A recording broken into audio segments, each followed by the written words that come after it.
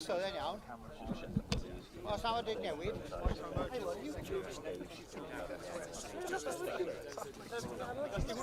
You ready, boys?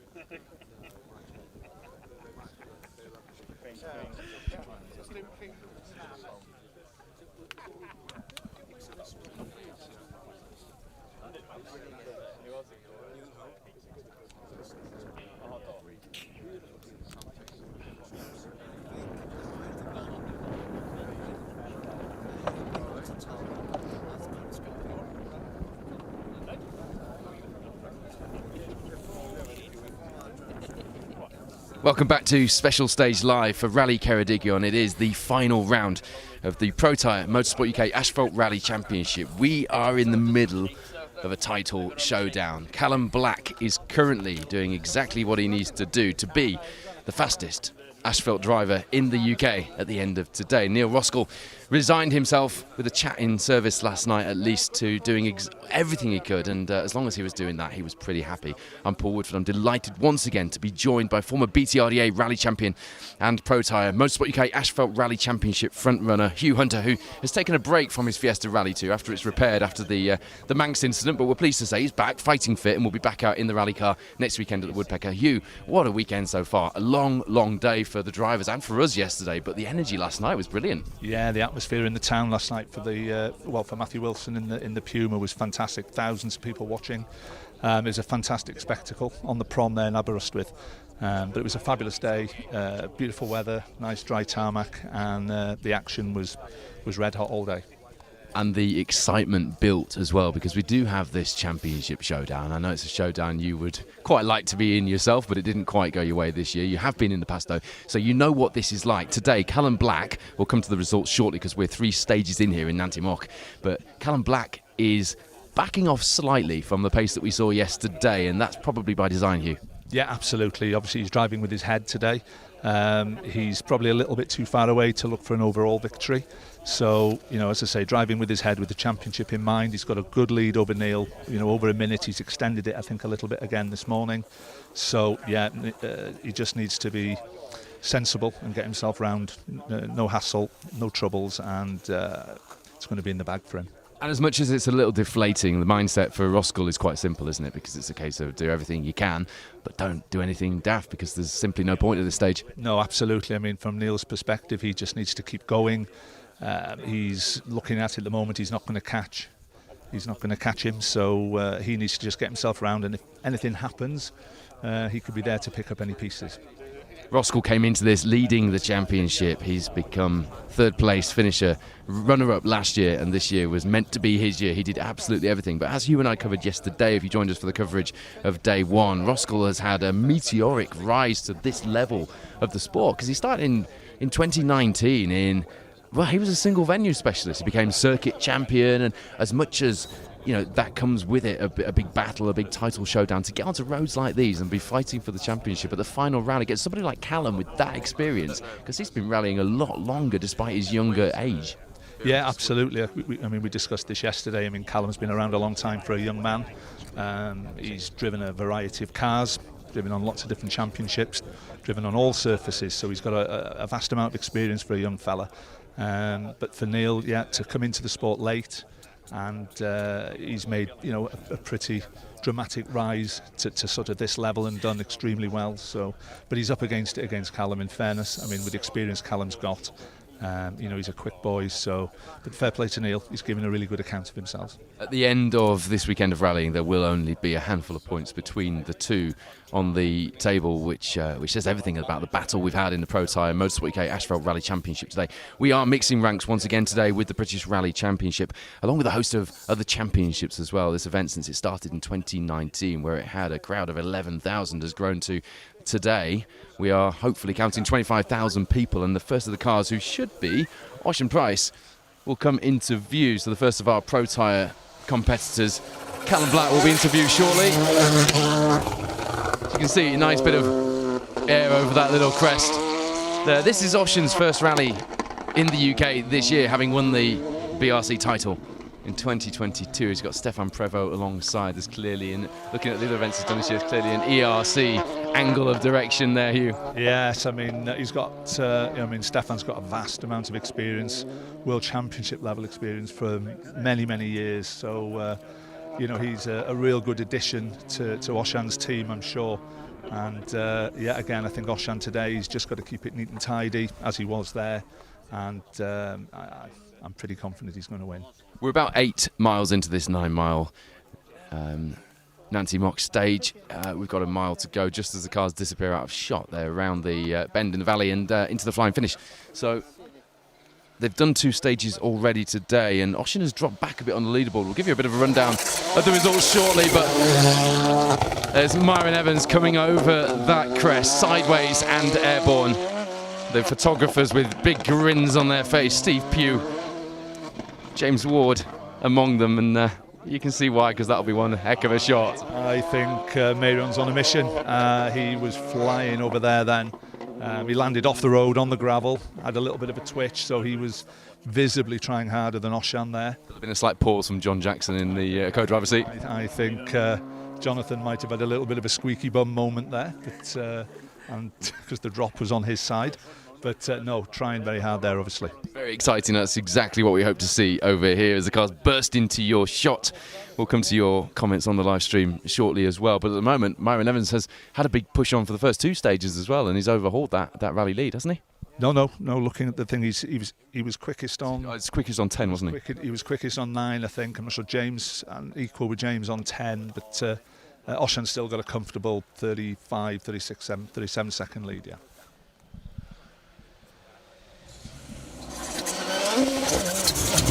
There is the first of our championship title showdown protagonists, Callum Black, Jack Morton alongside in Fiesta Rally 2. We mentioned him earlier. He is driving towards his first Protyre Motorsport UK Asphalt Rally Championship. He's been Welsh Rally Champion. He's recently switched to Asphalt. In terms of proportionately in his career, and this will be a big day for him. He's got a long way to go if he wants to match some of the more prolific drivers in the championship, but you wouldn't rule it out at his age, would you? Well, he's young enough to. Is he getting caught? Certainly less than a minute, that gap, isn't it? It's like James Williams coming through in the Hyundai. It's about the perfect line over there, isn't it? Land just on the edge of the tarmac and nice bit of air and keep your momentum up. Fairly evident who the 2 guys on the move are this morning. James there was just on it over that crest, very similar to Marion. The 2 of them looked visibly quicker than the 2 guys before, so yeah, it's fairly obvious who's having a bit of a push this morning. It's very obvious who is managing their rally, and we weren't sure Callum would do that, were we? We've seen before championships thrown away and rally wins thrown away by Callum even this season because he's pushed on when perhaps he could have just knocked it off a slight bit. Yeah, it's a difficult thing for mindset, really, between having a rally win in your hands and having to think about a championship as well. But I think where Callum is today, he's doing the right thing. It's a favourite topic for people like me, as journalists who like to talk about this. And you guys must roll your eyes when we talk about the fact that are they managing things? Can they back off? And like you say, how much do you back off? Where is the pace? You've got to feel your way, especially when these are shorter stages today as well. Yeah, indeed. I mean, you don't want to be backing off too much. You've got to keep the concentration levels up. So it's quite a difficult thing to do. But I'm sure Callum's more than capable. And James Ford interview now. He was pretty spectacular yesterday, particularly on that 17-mile monster stage. Yeah, just backed off as the car went light over the crest there and had an altogether very different type of moment, albeit just like Myron's moment earlier, the car did go towards the undergrowth, didn't it? Yeah, yes. I mean, Marion and James both. Felt like a big flick in there as well. Yeah, they were a bit more committed over that little jump over there, and the car obviously flew wide, not went on the road. They flew wide. I'm looking forward to seeing those photos later. Yeah, there'll be some spectacular pictures, and James going well there. Car looked a little bit twitchy, but. Still going okay. You hear the spectators' reactions that just on that right-hand flat corner going out of view, the car's just losing the back end ever so slightly. We've driven through this stage on the way in here, Hugh. Absolutely epic. But there are some pretty tight chicanes and some muddy bits. There are some tight chicanes. Caught the door on my Discovery this morning on one of the one of the chicanes. But no, this stage. Take the rally driver out of the car. I know exactly.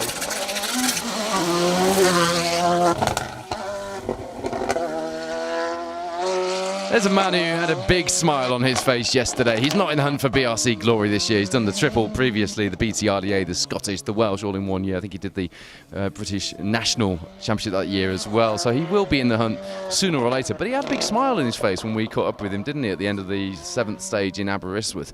There was a lot of drivers enjoying themselves yesterday and getting their teeth into those long stages. 100 stage miles this rally, and they did 54 of them yesterday. They did indeed. And I mean, if you can't enjoy these stages, then you're never going to enjoy any stage. I mean, they were epic. I mean, the long one yesterday was a monster stage. Yeah, it must be a real dream to drive them. And just watching the polos going through here, they look really, really stable on the road. Fair play. They do look really good. Yeah, no, they do. I've said this before, but the Citroens, and John Stowe mentioned this when he joined us on a down rally, the Citroens just look a little bit more nervous, don't they? We saw that from James there. 100%, yeah. I mean, James looked a little bit twitchy. But on the hairpin yesterday, he was literally snaking up the hill, wasn't he? Like there's a bit more rear bias. Indeed, but no, I mean, Gary's car there, around this right-hander here that you can see, you know, he kind of kept it on throttle all the way around that corner, where some of the others have been a little bit on and off, which would suggest that the polos, is handling really, really well. Fantastic stages these here.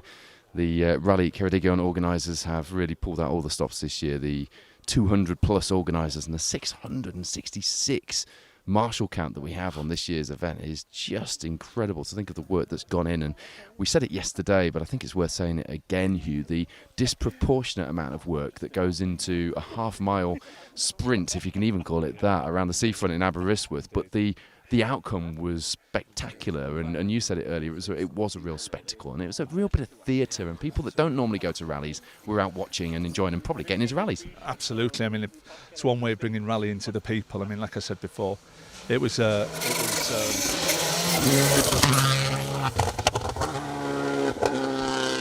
Mark Kelly, Neil Coleman, really, that car moving around a lot. You can tell there's a very different setup to previous ones. He said yesterday that he changed the setup in his head, not on the car, but there was a distinct difference in the morning to the afternoon for Mark, and he changed the way he was driving, so the car remained as it was because they've had a part firmly overnight. There we are. Yeah, I mean, Mark, as I think we spoke about it again yesterday with I think he had a couple of accidents. He's come back. He's gone about it the right way. Gone and done some single venues to build his confidence back up. And I think this is his first time back out on a closed road. So he'll want to get round the 2 days, pick up some mileage, and build up his confidence. A remarkably low attrition rate on yesterday's event, given that it was a 54 mile with some big stages in there as well, which is always good to see, but we did perhaps expect more attrition, so it's great to have so many of our competitors joining us here on the second leg. Bit of a comfort lift there for Kevin Davies as the polo went light over the jump and getting a nice bit of air. Just to remind you, this rally counts as a separate round from yesterday, so if you go to EWRC, as we all do very regularly, there is a leg 2 results service on there, so you'll be able to see results purely from today's rally, and that's why this counts as 2 rounds to finish off the Protyre Motorsport UK Asphalt Rally Championship from 1 rally. So if you're watching at home and you're following the results, do look at the leg 2 results, because otherwise you'll very quickly find yourself getting confused, as we have from time to time, Hugh, over the weekend, because it's one thing being here and having the signal, but actually to then follow the results when we're following a championship within a leaderboard on a results service that covers everything is a very another thing altogether, isn't it? It's been great to have Hugh with us this weekend, giving us some insight. And for those of you who weren't with us yesterday, we will... Steve Wood, Kenny Hull, we will get some more of that insight today in there. Citroen, our reigning Protyre Motorsport UK Asphalt Rally champions, who seem like they're backing off. There's a lot of overrun there as they're coming through. They're not pushing that hard.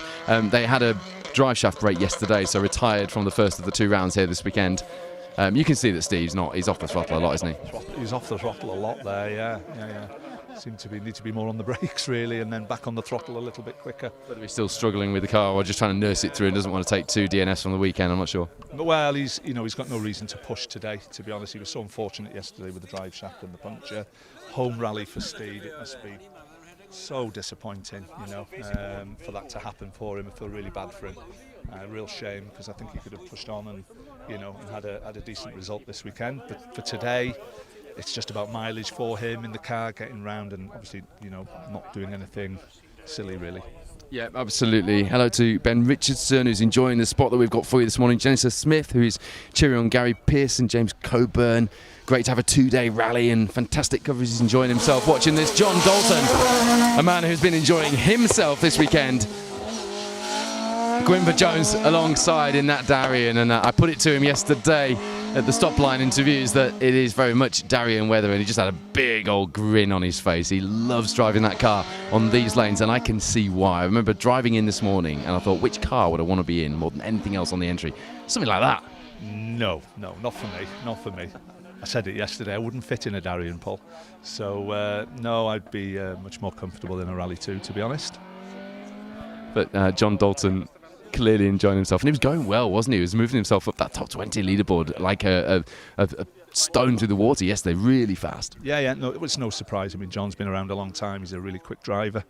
It's possibly he would know these roads fairly well. I'm not sure if he lives not that far from here, I'm not sure. But no, it's no surprise that he's going well.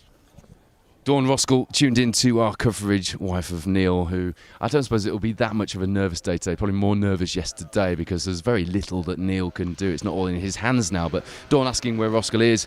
Have you got the results on your screen, Hugh? When we looked earlier on, he was back in 7th or 8th. Carl White and Sean Topping, I was told that 208 pair had retired coming into this stage. But clearly not. Sambo Collis. Oh, okay. Roskell. Yeah, he's in 7th place at the moment overall. He's James Ford ahead of him on the. Yeah, so he's 3rd place in the championship contenders at the moment. Callum Black leading the way as far as that goes. Is he 2nd overall at the moment? Callum? No, he's not. He's 4th, isn't he? No, he's dropped back with that rally management we were talking about. So it's Callum, James, and then Neil Roskell. As far as the Protyre Motorsport UK Asphalt Rally Championship top 3 is concerned, Sambo Collis is saying he can't wait to be here next year. What a rally, trickiest rally he's done, he says. Would you agree with that? Yeah, I mean, I did the rally in 2019 in its inaugural year. Yeah, and I think that some of the stages have changed a bit, but Lantamorph was in it that year, which it's a fabulous stage. The 17-miler wasn't. I just found the first year when we did it, a lot of the roads were very, very narrow. I was very wide, so it was not a good combination. It's sort of grown over the years and to what it is now, and it's absolutely fantastic. It has been fantastic. There is Wayne Jones, who finished yesterday 6th in our Protyre Motorsport UK Asphalt Rally Championship leaderboard. A formidable performance from the Darien. Big gap between that and Neil Roskell, who we should be expecting through now. If anyone can give us an update on Neil Roskell, we don't seem to have him here at the moment. Yeah, Ian Evans there. David Evans along. So we're just looking for Neil Roskell, who, as I say, is still in that championship hunt. Anything can happen. He would need a maximum score as far as the championship is concerned today, and for Callum to drop below 5th in the championship. So he's I mean, it's a horrible stand. I don't want to give anyone presenters curse, but he is basically, his only option is for Callum to have a problem, isn't it? A big problem. Either drop right back like Steve did yesterday, or retire altogether and then Neil get a shifty on. Yeah, absolutely. I mean, obviously looking at it over the last day and a bit now, on pace, he's not going to catch him.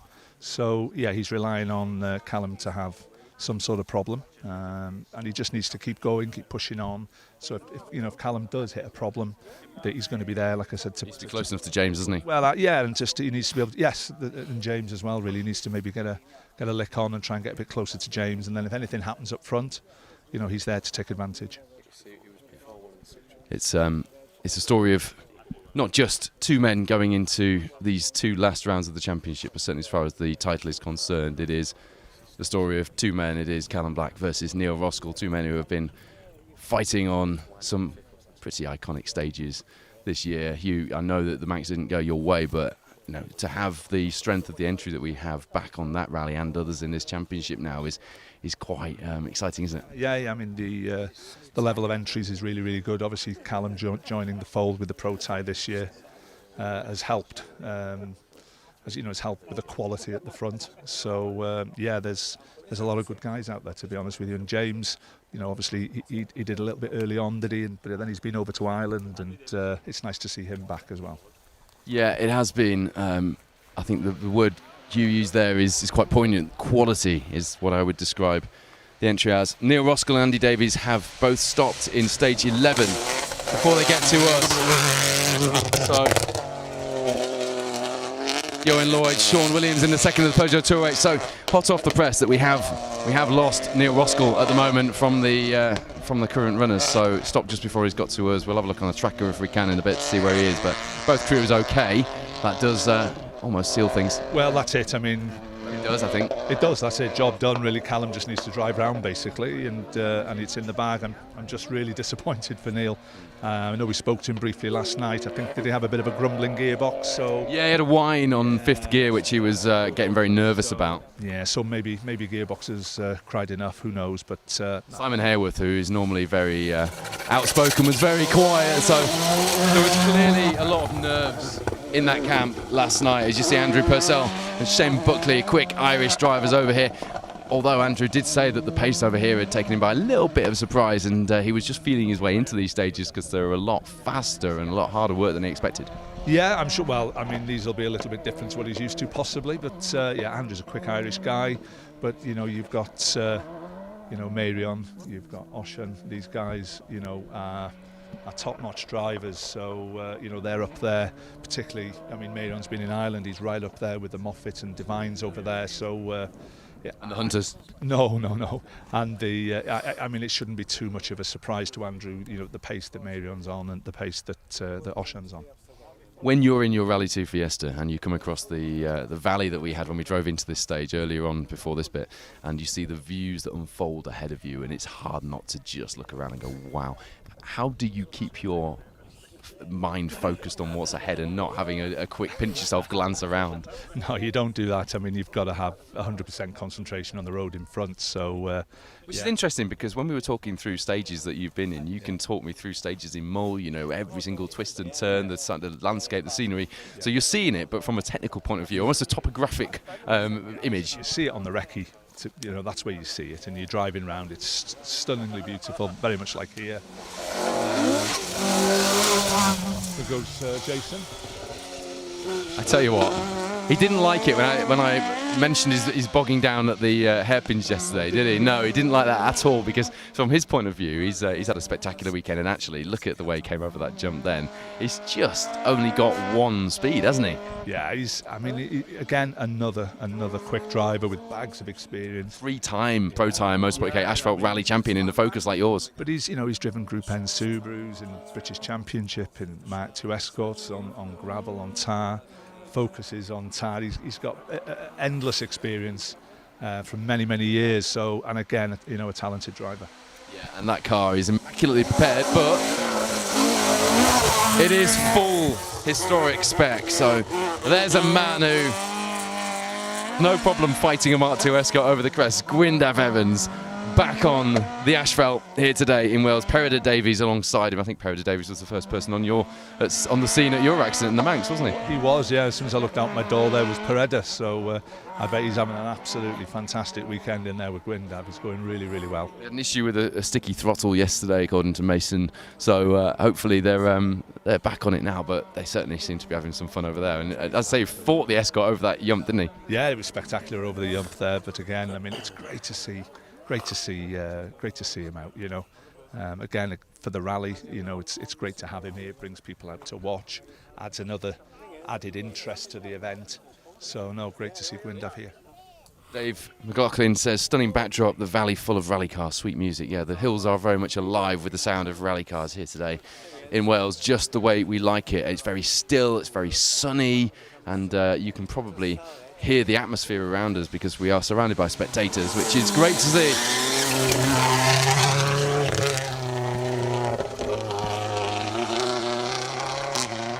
Richard Clues, Carl Williamson had an interesting day yesterday. Because of the championship battle, they perhaps didn't get much of a look in what we were talking about, but he's a man who's got quicker and quicker and just sort of climbs his way up the leaderboard. He was 5th place.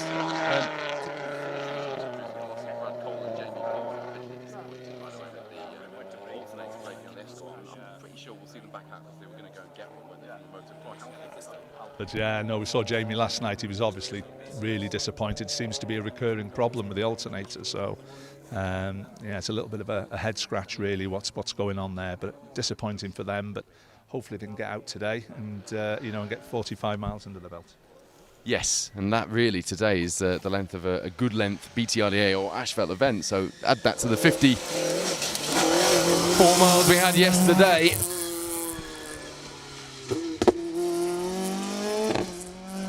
Didn't quite get a chance. We had to hand back to Mark before Darren came into the finish interview area yesterday at the end of the Aberystwyth stage. But he's a man who's been on a mission this weekend. He will, with this result at the moment, secure the Escort Challenge, and he's looking to secure 3rd overall in the championship, which again, that's where it gets a bit close, because you've got William Hill up there fighting. He came here 2nd in the championship. That'll now be Roskell as things stand. It'll be Callum, Roskell, William Hill. So between William Hill and Darren Atkinson, really, that 3rd place spot, and I'm not sure how the points would work out from that. I did a lot of homework before this, but that one was just a little bit beyond me. So maybe if Paul Morris is listening and can do some of his magic and work out the permutations for that, for 3rd place in the championship, we can give you a view of that. Just to remind you then,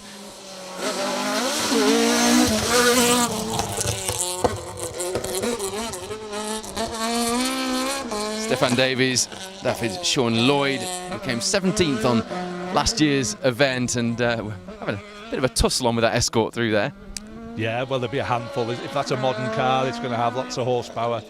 So, yeah, there'll be a little bit of a handful around there, but he seems to be handling it pretty well. To remind you then, we came here with the title showdown in mind, and it does look like we're yet to have official confirmation, but it does look like we've got a new champion in Callum Black, Jack Morton alongside Neil Roskell has stopped on this stage, stage 3 or stage 11 as it is. Stage 3 of the day for us, stage 11 of the rally, depending on whether you're looking at it as 2 separate events or as the rally overall, which does mean that Neil Roskell has dropped out of that championship fight. He will now take 2nd place in the Protyre Motorsport UK Asphalt Rally Championship. I'm sure by now Callum and Jack will have got that message at the end of this stage, and they'll be aware. And I would have thought so. Yeah, you might have. They might have found out by now. Somebody might have got in touch with them or whatever. He'll be booking somewhere for a party later in Aberystwyth. Well, I don't think he'll be doing that just yet. I think Jack will be saying, right, come on, Callum, keep your head now. We've just got to get round. Let's keep it neat and tidy, no heroics, and let's get the championship done. I think with one maximum score, I think that is already done. I don't think they need to finish 5th. Really? I think that is championship done, but I'm not 100% on that. But I think from the original permutations we were looking at with Paul, I think that is championship done. Albeit, even if it's not, it's a very far away from not being. Yeah, no, as you say, they'll just get themselves round now, try and sort of, get a solid 3rd or 4th overall, and bring her home unscathed. Very happy birthday to my little boy Cole, who is 9 today. Who's tuned into some of the coverage today.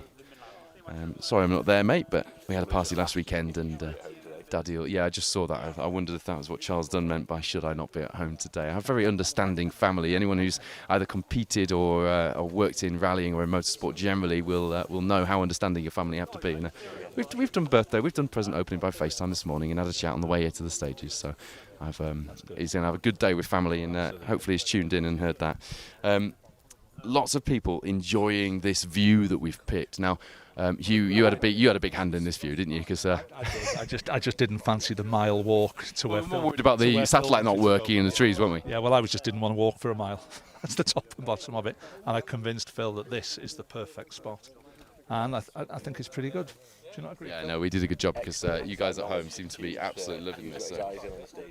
It's Chris Purvis, Guy Gladwin, Luke Leonard, Joe Ware, Andy Armstrong confirming that Roskell's not been through. Jason Taylor's looking forward to the track rod, his local rally, mine too. As you see, Will Rowe, Emir Hall coming here needing 5 points to secure the H9 title in the Protyre Motorsport UK Asphalt Rally Championship, and they will have done more than that, so they will have that job in the bag as well. And, we're starting to get some dust kicked up here. I wasn't expecting a dusty day here in Wales, but if anybody hasn't been to this rally before, or perhaps you don't really go to rallies, we were saying this earlier, this is a lovely place for a holiday and back end of the summer. Maybe consider it next year when the Rally Ceredigion comes around again, because the organisation and the show that the organisers have put on is well worth a visit, I'd say. And I mean, I go to all rallies, I love rallies, but you know there are some that are better than others for spectators if you're going to take families. And we even saw some hospitality with a helicopter landing you. There was. In fact, you'll have seen that if you were watching with Mark James and Matt Jackson in the earlier stream, because they were right next to the hospitality. I bet that was a bit of a strategic move, just see if they can muscle in on a bit of posh coffee. Do you think Mark would do that? I don't believe Mark wouldn't have even crossed his mind. Thinking more producer Wayne Goldberg 100% would do that. For a freebie.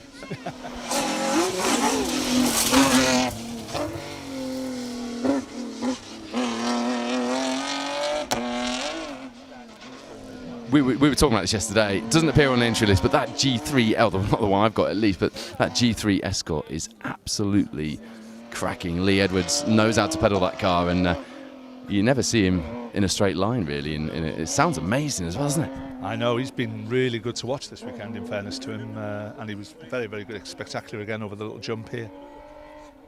Go back to the hospitality. I remember the Nicky Grist in, was it 2016 when they had the really big event when we had hospitality there, and you were doing the event, I think, or maybe before that. And Nicky had a big hospitality setup just like that one. I wonder if it's Nicky's. Brought it across. It could be. They were even getting flowers pruned yesterday. Yeah.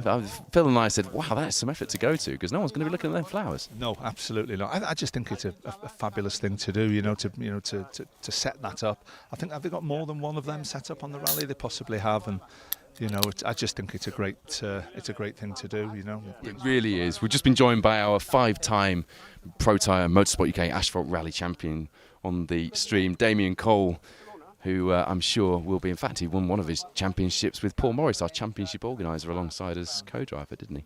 I'm sure Damien will be the first to congratulate a new name to add to the roster of winners over the years. Damien, at 5 championship titles, though, in this series, is not the most prolific, would you believe? I bet you can guess who is. Yeah, well, it's John, obviously. John Price. John Price, obviously a legend of British rallying, over the years. When I started rallying, crikey, for a long time ago, early mid-90s, and John was doing the Motorsport News Tarmac Championship as it was then, and he was one of the main men in the championship, and obviously a legend of tarmac rallying in this country. He and Caroline took 9 titles over 3 decades. To be that competitive over 3 decades is quite formidable. We need Damien Cole back out to see if he can go for that record. And as we wax lyrical about previous champions, to remind you, if you're just tuning in, this is stage 11, Nancy Moch. It is stage 3 of the day here in Rally Ceredigion, and it looks like we are crowning a new champion here today. Callum Black, Jack Morton took maximum points yesterday, meaning they only had to finish 5th or above if Neil Roskell took maximum points today. Neil Roskell and Andrew Roughhead will be bitterly disappointed. They have stopped in the stage before they got to us, so they've made it just to stay junction 17, I believe, in this stage, if you've got a tracker in front of you or a stage map, and they're going no further. So it looks like we are crowning a new champion. You see Neil Williams and Ulrich Davies alongside. You've won a championship, Hugh, and it's hard sometimes to understand what that means to somebody, because it's not about prize money at this level of rallying, but there's a lot of prestige. Yeah, you put a lot of effort into it. We'll come back to that. There's a man who we were looking forward to seeing out. Brad Cole, Jamie Vaughan, popped to the motor factors for an alternator for that Escort, which has been a recurring problem. They were on for an 8th place overall Protyre Motorsport UK Asphalt Rally Championship finish before that retirement yesterday, but they are running on day 2. And to remind you, it is a separate rally as far as the results are concerned in the Protyre series. Two events from the Rally Ceredigion and 2 chances to score some points. And Brad Cole and Jamie Vaughan are still fighting for B13 with Darren Atkinson and Andy Scott. I'm not sure where the retirement yesterday puts them, probably on the back foot, but it was quite close. So and drop scores taken into account, I think he's got some big scores as Brad, so it might be closer than we think.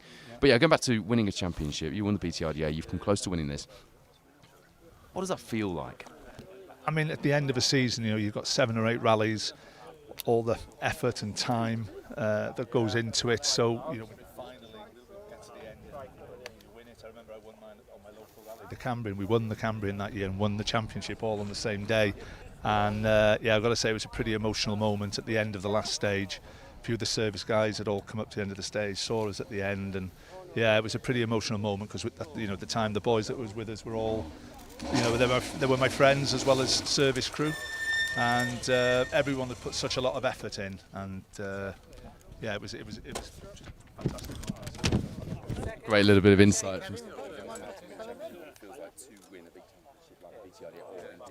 Protyre Motorsport UK Asphalt Rally Championship. Aladwin Morgan's Daniel Protyre parked in a place I wouldn't really want to be changing a puncture there on top of a crest. Nevertheless, we are going to have a puncture sorted out stage side here in stage 11 of the Rally Ceredigion.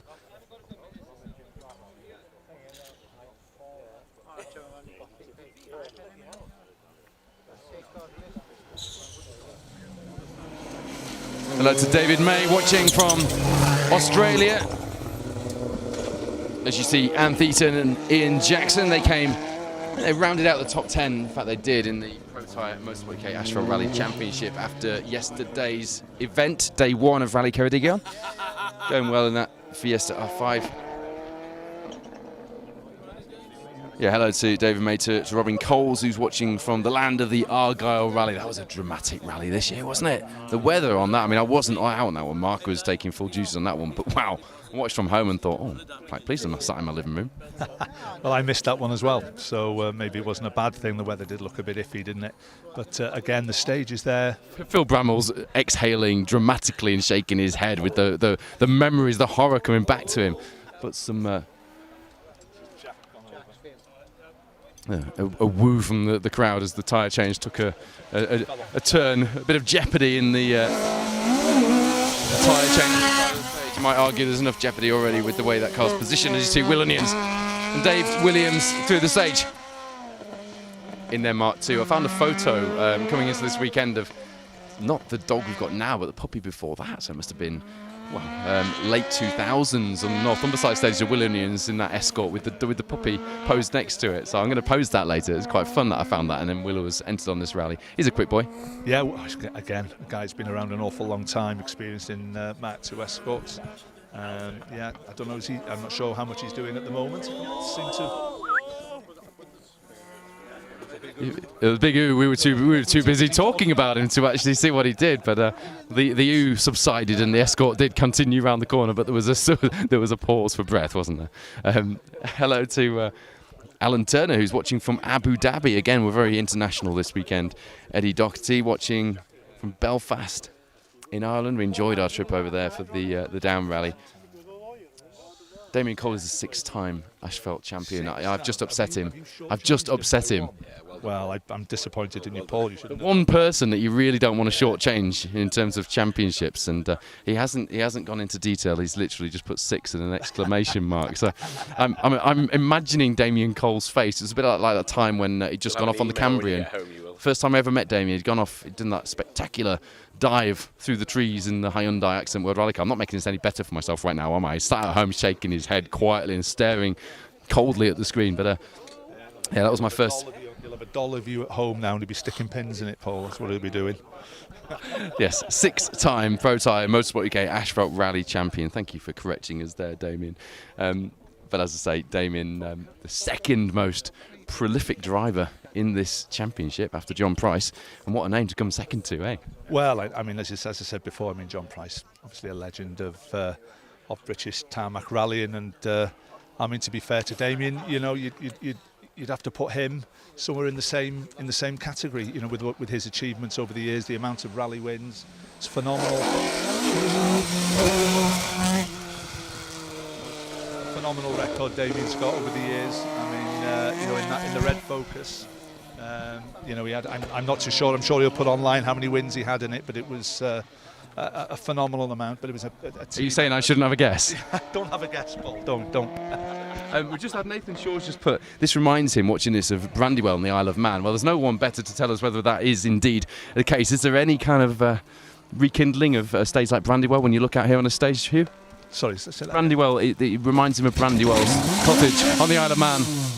Right. I mean, yeah. I mean, up over the tops there, it's not dissimilar. No, not for sure. It's not dissimilar. Yeah. But then again, I don't have very good memories of Brandywell at this moment in time. No, that was. Oh.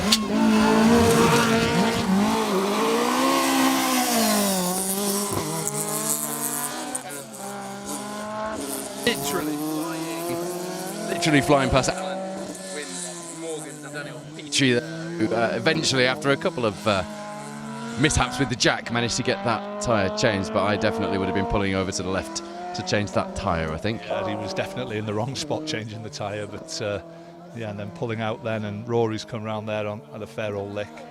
That could have been a little bit iffy.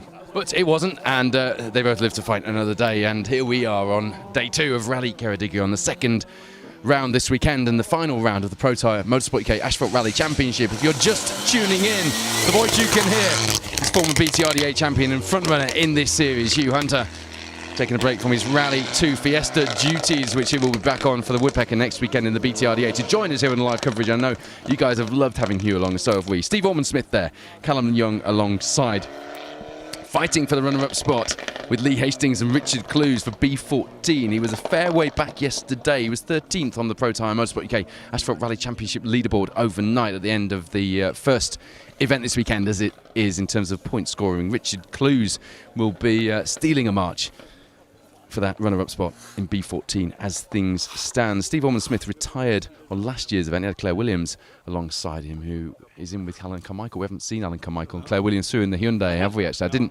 we've not been following the BRC as closely as the Protyre, obviously, because that's what we're here for. But I didn't see any noise about where they've gone. No, they seem to disappear at some point yesterday. Not too sure when. We saw them through our hairpin, didn't we, in 6? So yeah, so it must have been after. I don't remember seeing them. No, we didn't see them from. See them on the prom. So obviously they've had some sort of issue, which is a real shame. Brand new car as well, so that'll be a little bit disappointing, that, for Alan. Michael Harbour, Ian McDougall, who nearly fell off the side of the blooming hill then. Need to tether myself to the Christmas tree here. They came 14th in the Protyre Motorsport UK Asphalt Rally Championship leaderboard yesterday. Looking to see if there's any further follow-up from Damien Cole for a number of events that he's won. Focus, 25 rally wins. Look at that, 25 rally wins. Steve Ball says, avarice with Motorsport, get the drinks in. That's plenty of advertising there, guys. I tell you what, they can get plenty of advertising from me for the job they've done this weekend. Absolutely, yeah. It's an amazing job, to be fair. I mean, credit to them all. From the opening, I wasn't well, we did get into town just as the opening was taking place, but from the opening on Friday night to the super special car that I was just filming here for last night. And okay, so we had the yeah, of course the tyre change was avarice with Motorsport, wasn't it?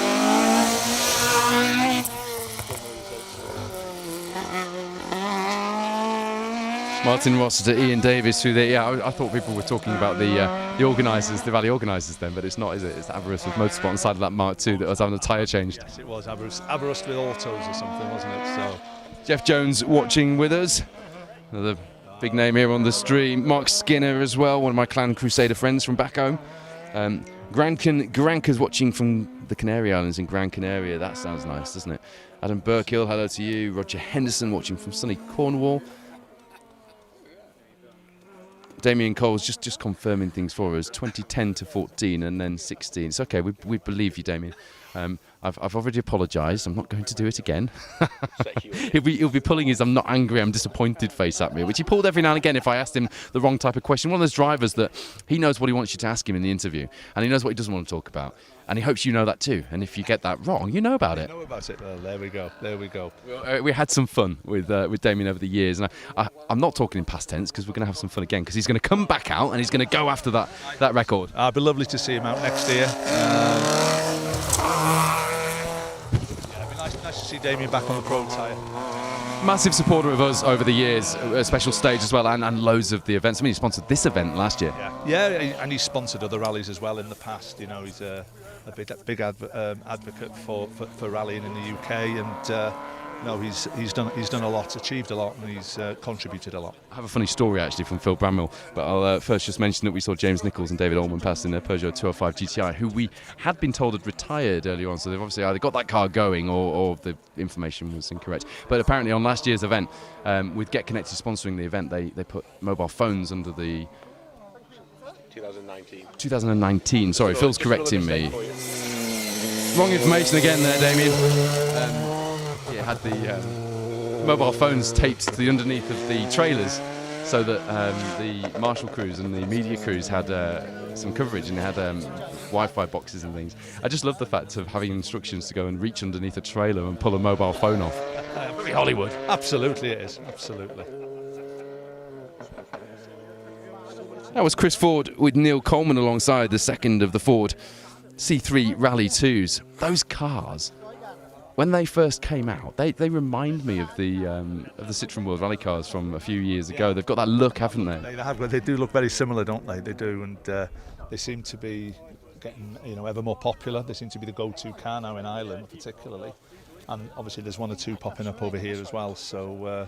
Yeah, they're obviously a good car, but like we were saying before, they do look a little bit twitchy, don't they? But I've got a question to ask you about aerodynamics, but we'll come to that because we've got a car coming into view. It's a very simple question. It's I'm not going to be asking about. Mentioned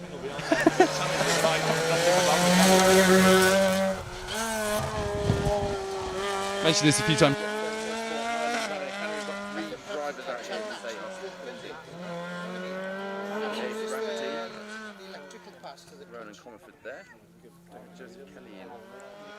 Him in 2022, if you remember our coverage from last year that Mark James brought you. Yes, so on the opening round, the Reed Group East Riding stages, this is a very simple aerodynamic question. It's a driver's question, don't worry. James he went a bit wide and he took his roof spoiler off on the C3. And he made a bit of a song and dance and he got his dad's spoiler at the Reed Group and he put that on. Do they make that much of a difference to you? The roof spoilers on the Rally 2 car. I'm not asking to discredit what happened. It's a genuinely interesting question. Really, William Hill, Richard Crozier first. We spoke to them last night in service and we found out that the Rally 3 Fiesta, which has taken William to that fight for a podium, he comes here second in the Protyre Motorsport UK Asphalt Rally Championship. He was a bit grumpy because M Sport haven't finished his gearbox. Apparently the gearbox was gone after the last rally and he was promised it this week, so they've had to get an R200 Fiesta out for this weekend. But he was full of praise for them other than that, so it wasn't all bad. But and the car's been fantastic to them this year, and the support from M Sport's been great. So I don't want to make it sound like he was moaning too much. He was just a little bit grumpy. He didn't have his car back in time. But that was a word with Malcolm yesterday. He was here. Maybe he did. We didn't film that bit. So, going back to the aeros, if your spoiler comes, the spoiler's bigger on a Rally 2 Fiesta actually than on the Citroën. Does it make that much of a difference? Well, they're there for a reason at the end of the day. They're not there to look pretty, they're there for a reason. So, yes, if you lose your spoiler, particularly at high speed. I mean, he was all over the place with the spoiler off. The back end was... You will be, because that's, with the airflow, it's pushing the car back down onto the road. So, yeah, they're very important. I mean, I guess I kind of knew that, but I also know that a lot of rally cars have spoilers on the back that don't really do an awful lot. So it's useful to hear that confirmed for me, but I have wondered that since that first round. Interestingly, even though the spoiler was on, it was just as sideways yesterday, wasn't he, in it? There's Jack Brennan and John McGrath, the second of the Motorsport Ireland Rally Academy drivers in the Renault Clio. Those guys were the first people we saw. Actually, no, we saw John Dalton and Darren, but then we saw that car coming through town when we were trying to get something sweet on Friday night on the way to the ceremonial start, and the sun was starting to set. There were people revelling in the nightlife in Aberystwyth, sort of. And, okay, I thought you were going to tell me something. You were pointing at the screen like something had happened. And it was great to see rally cars just rumbling through the town centre. The third Motorsport Ireland car, Cal McBride's gone off on the previous stage. And Phil Bramwell just letting us know that the third of the Motorsport Ireland cars, Callum McBride, has gone off in the previous stage to us, which you will have been hopefully tuned in, Clewy Dog, with Mark James and Matt Jackson. It's been great to have Matt out with us as well. Guest pundit on Mark's team, like Hugh has been on mine. Liam Keller, Guter, Ivan Williams in the Honda Civic. VTEC very definitely kicked in over that crest there. Neil Henderson says, terrific location, Hugh. He's giving you all the credit for this one. quite some years ago, Hugh demolished a gate in Speech House. We asked for memories of Hugh yesterday, and there were a few that I forgot to read you out. So if you've got any memories of Hugh and you want to share them with us, nice ones as well, not just when he's crashed, please. That's all we've seen to have had, Hugh. Yeah, you demolished a gate in Speech House, but you did return the following year to win the Wide. Do you remember that? I do remember it, and I had a bit of a novice co-driver in with me on that rally, a certain Scott Martin. So, and we went through the gate, and we crashed in Speech House later. Was it Speech House? Can't remember. We crashed later on as well, and that was us out the rally. But that was with Scott Martin. What a springboard for his career. Sitting in with you and taking that gate out in Speech House was. It made him, I think. But no, I remember that. I do. Came over a crest, couldn't stop, and went straight through a gate. Yeah.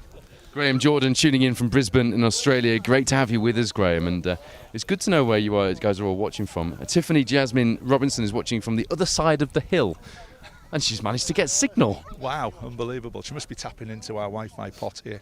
Don't mention the Wi-Fi pot out loud. I'm looking around and people are starting to stare at us like we're food, and they're all very hungry because they can see that we've got access to Wi-Fi for the live results and for the TV stream.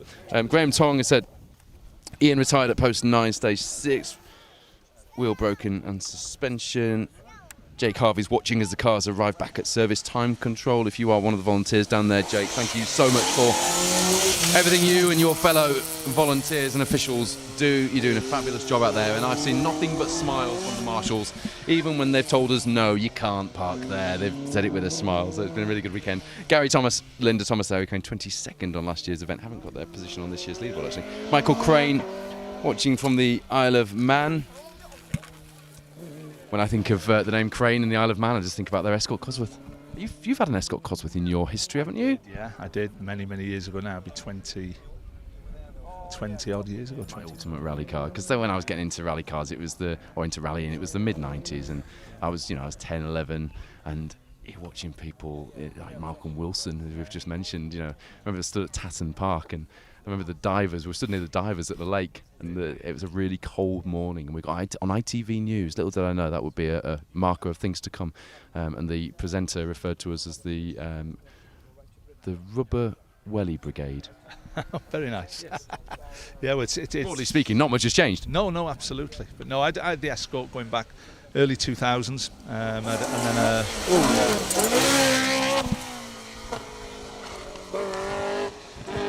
Fair play from Mark Lennox, Sinclair Lennox there. That was a hell of an angle, wasn't it, for an unarched four-door Mark II Escort? I mean, that's a shell bender. That was pretty spectacular again, Paul. So no, it was good to watch.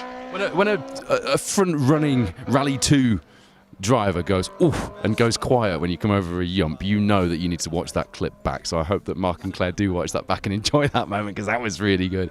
Some fantastic action on this corner. So yeah, you had the Escort Cosworth, and how did that compare to the Sierra? Because I've never asked anyone that. It was a better car. I mean, yeah, my Sierra was quite basic. That was sort of mid 90s onwards. We had a lot of Mike English, Andy Robinson. Doesn't sound like that car's on full song there, Hugh. No, it does seem a bit.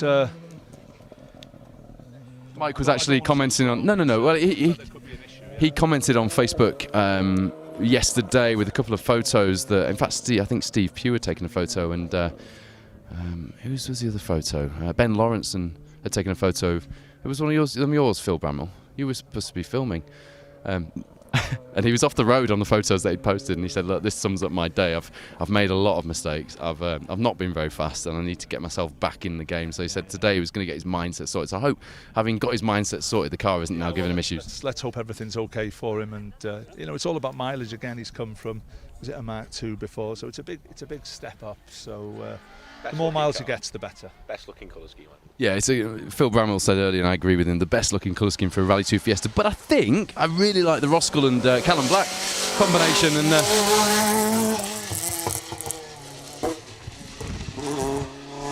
Berwin Evans, Van Devine in their Mark II, taking things a little more sensibly over that yump.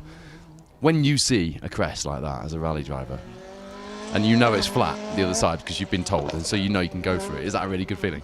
It's great, especially when you land the other side and everything's okay. So that's a really good feeling then.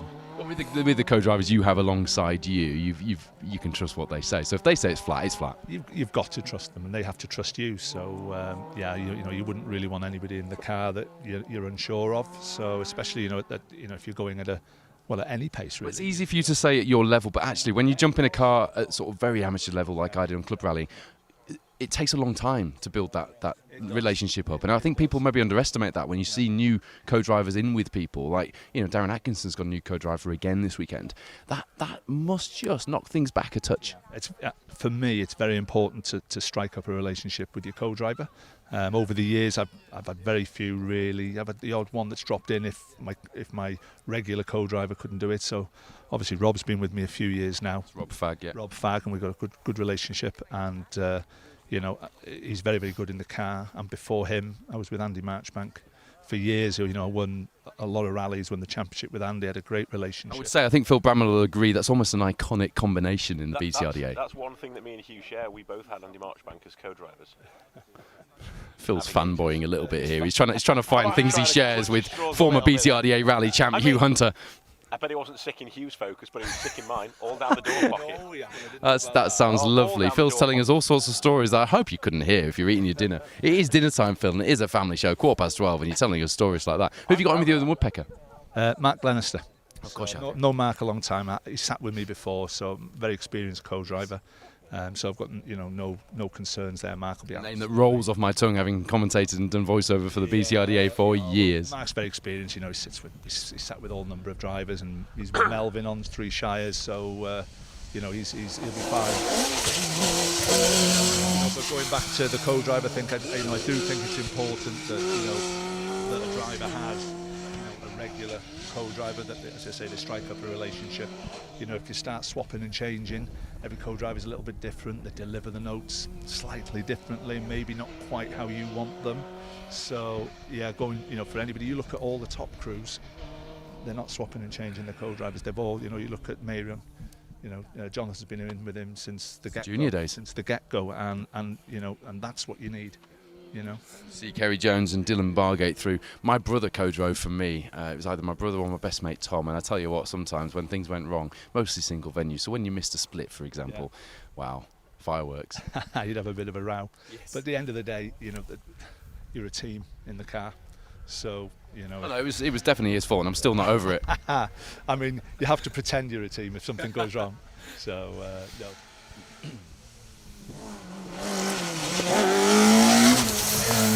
Jonathan Stepney, who finished 15th on the Protyre Motorsport UK Asphalt Rally Championship leaderboard yesterday on the first day of Rally Ceredigion, which was the penultimate round of this championship. And it's been going well today as well in the Relo Clear. We'll have another recap of the results between this stage and into the last stage of the day, which we will be bringing you live as well. And Mark James will be back out as well very soon in Clywydog. Am I pronouncing that one right? That's the one stage this weekend that I haven't pronounced before. It's Clywydog.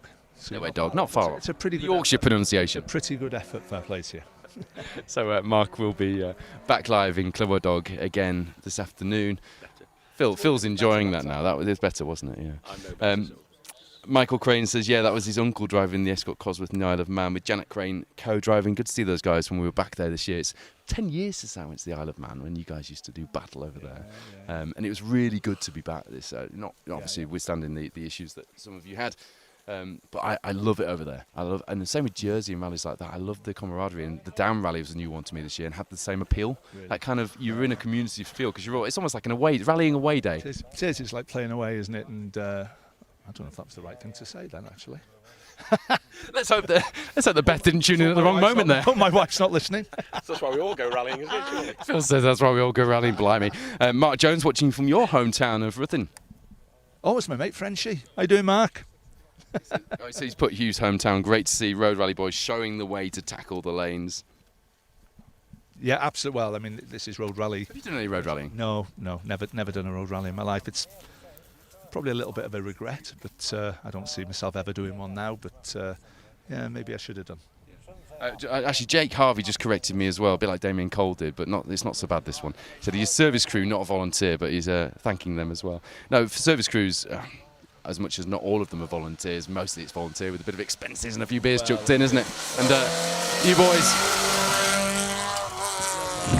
as well, particularly on weekends like this, the boys and girls in service, keeping the cars running, have one heck of a job to do. You see Tim Johnson and Roger Burkle throwing those Civics, like I said yesterday, they remind me of Mark Higgins on Brandywell in that Castrol Civic back in the 90s. Brilliant video. So yeah, Jake Harvey, to you and your fellow service crew members, well done as we can, because 100 stage miles, you know, is no mean feat to keep those cars well run and maintained, and not very long service times. No, that's the thing. Yeah, service times now, you maybe get 20 minutes. So James Ford's team changed the radiator in 15 minutes and sorted out the incident. yeah, indeed, it doesn't give you a lot of time to sort problems out.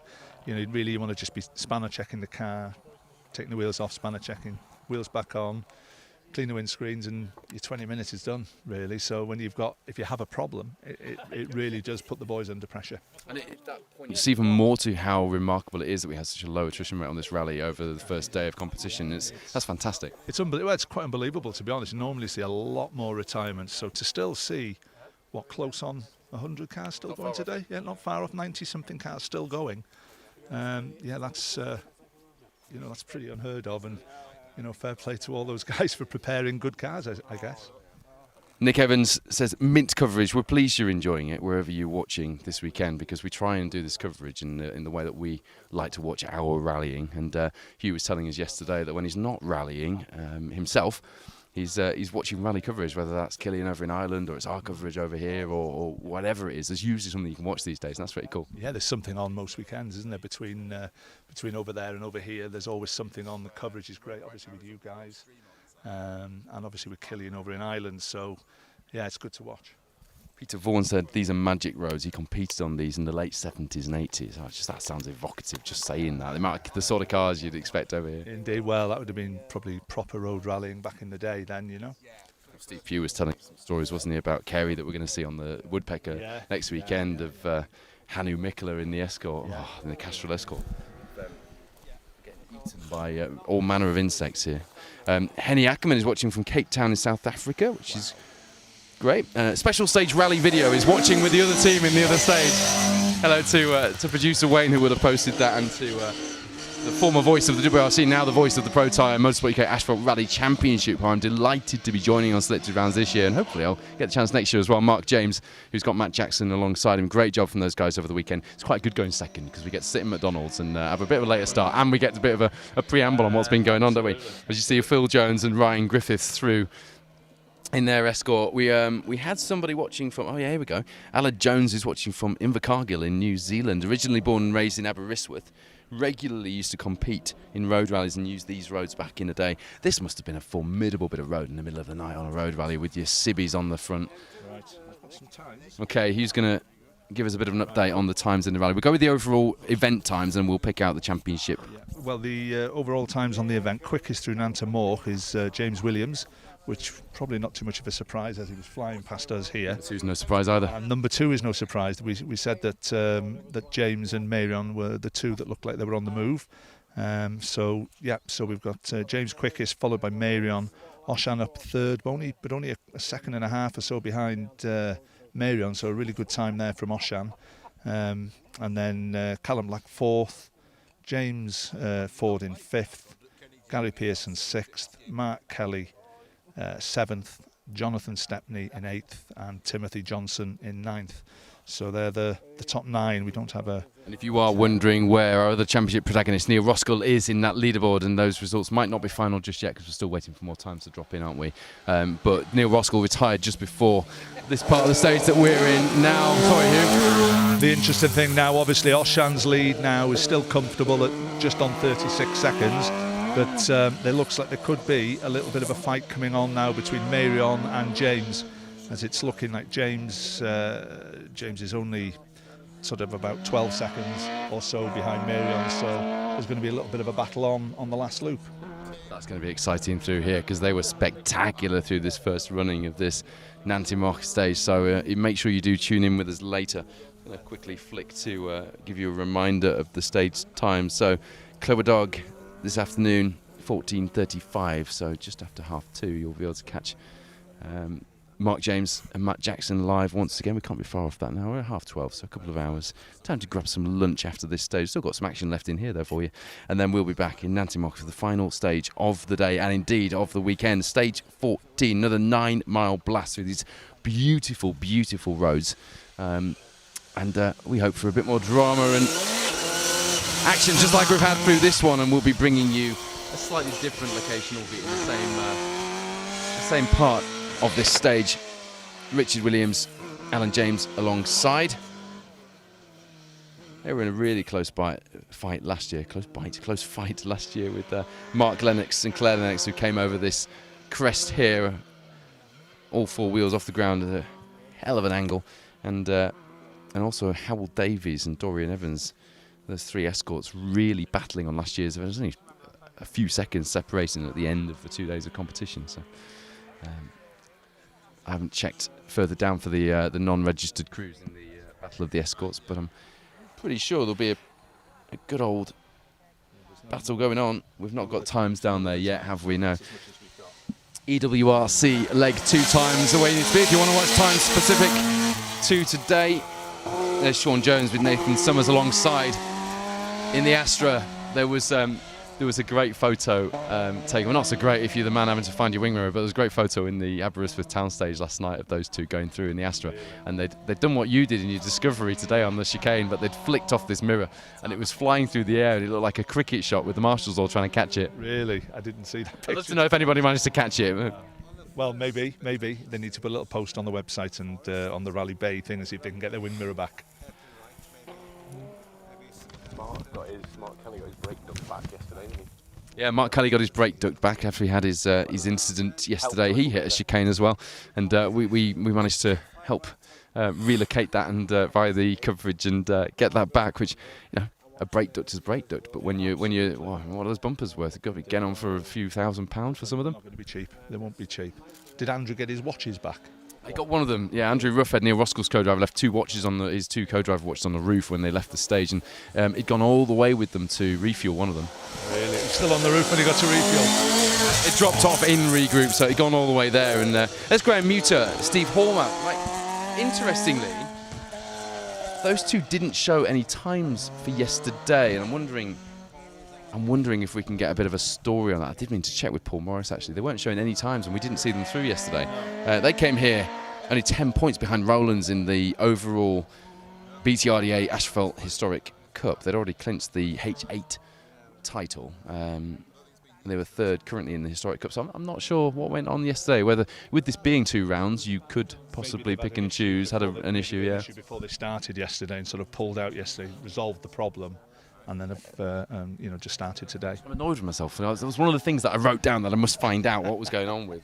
That I'll have a look on the live stream, because I'm pretty sure somebody else will do that.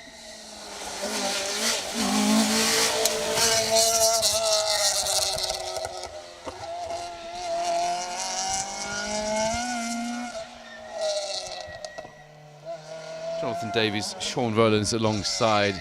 I've been having a lot of fun barking around the lanes in that little 207 this weekend. It sounds great. It looks like a lot of fun, guys.